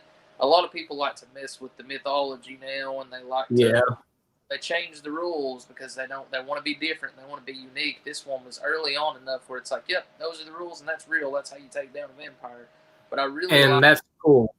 Yeah. Yeah, that's cool because, I don't know, I feel like if other people do that, they may just kind of, I don't know, blend in. But with characters and the story, even with them taking all the rules, I'm saying, yeah, they do apply. It still stands out because of everything I mentioned, the characters, the story, the acting, stuff like that. Yeah, and I love you got to have faith. You got to have faith before yeah. It does work. Like the I like that too. It's nice, and I like that. It's great, top to bottom. Can't say enough good things about Fright Night. Happy to celebrate, I guess you would say, its birthday. It was the day it was released, so yep. Happy to celebrate its birthday and get to watch it today and do a Cheers and Beers episode. Had a few viewers in here, I think 4 or 5 at one time, so it was cool. Oh, wow. Yeah, thank you guys for tuning in. Have that for a little bit. Had Hope in here. Thank you for coming to chat a little bit, Hope. Future episodes are going to be, I say this, I said this last video, but they're going to be a little bit more planned out. This was a spur of the moment kind of thing, and I just really wanted to, I felt like since it was the anniversary of this great vampire flick that I would go ahead and do my first Cheers and Beers episode. But I'm going to try to advertise it a little bit more on a few different things, Instagram, Facebook, YouTube, weeks leading up to the next Hops and Flops episode, because that's what we'll be on next. Yeah, I had fun, man. Had fun watching this movie. I always blast watching Fright Night anyway. So, yeah, man. It's a very fun movie. Get to talk about it and shoot the shit and all that stuff. So, yes. Welcome to Fright Night for real. Yeah, I definitely recommend it. If anybody likes vampire movies and you haven't seen it, check it out. Yeah, exactly. Yeah, for sure. And if you've watched all the way through this and you've not seen the movie, you know a lot about the movie already because we spoiled a lot of it throughout the... yeah. That's what a commentary is. Don't watch a commentary if you've not seen the movie. It's just not a good idea. That's true. That's true, unless you don't care. to be spoiled. Exactly. But yeah, third beer. That's all I have here is 3. So like I said, I'm partying like a Kennedy, and had fun. Only drank 2 through Halloween 2. I think I drank 3 or 4. With that movie, alcohol is required. With this one, you kind of see it. I talked a lot more through this one than I did the last one, though. So Yeah. that's just because there's so much more to talk about with this one. Yeah. And it felt like it went by a lot quicker. I think because I had fun watching this one. I did not have too much fun with Halloween 2. Fright Night DVD. That poster, I should have mentioned this earlier. One of the best posters. Really like that. I remember going in the video store when I was a kid, and this poster really stood out to me. It just Mm-hmm. saw it like, and I'd very unique. Seen it at the time, and I was like, I gotta get this movie. And I can't remember if I bought this DVD, but I bought this DVD early on when I started, collecting. I just started, and bought it. As soon as I bought it, I was with my uncle when I bought it. Went to his house and we watched this movie and ordered pizza. And he loved vampire movies and werewolf movies. Me, him, and my dad would watch them. This was played repeatedly, like I was saying earlier, and just has a close place to me. This and that's the thing, man. Early on with a lot of vampire movies, it was a really stellar subgenre. You didn't really have a lot of bad ones. I mean, in the 80s, vampire movies were amazing. And there was another vampire movie. There was a few, actually, but one that sticks out that came out in 85, too, was Once Bitten, which was more of a horror comedy. Jim Carrey, which I believe, if it wasn't his first role, it was one of his first roles. But even vampire comedies like that, horror comedies, were really good. And it was just it was a subgenre that people seem to know how to get right, no matter the director. I mean, you've got a lot of different directing styles from fucking Tom Holland to Joe Schumacher, Catherine Bigelow, and Near Dark. I mean, there's so many, like a vast number of ways you can do a vampire film, and a lot of them get it right, and some of them don't. But it's it's a craft, man. It's a craft to do, and I really I think Fright Night will stand the test of time. I think people will be talking about Fright Night. People will be talking about The Lost Boys, I think, over a lot of other vampire movies. And The Lost Boys is great, man. But there's so many other ones, too, that are just as good, equally as good. And I think Fright Night is that way. So, I agree completely. Yeah, man. Glad you agree with me. I was going to cry myself to sleep tonight. Kid of despair. No, I'm just kidding. Fright Night, guys. If you haven't seen Fright Night, definitely watch it. And if you haven't seen Fright Night 2, that's going to be my recommendation for the evening, because not a lot of people check that one out too. And it's good. So thank you, Chris, for joining me. Thank you for having me. Episode. It was fun, man. Glad to watch it, and glad to have fun and celebrate the birthday of Fright Night. So thank you guys so much, and we'll see you guys next time for another Hops and Flops episode. It'll be Hops and Flops episode 2.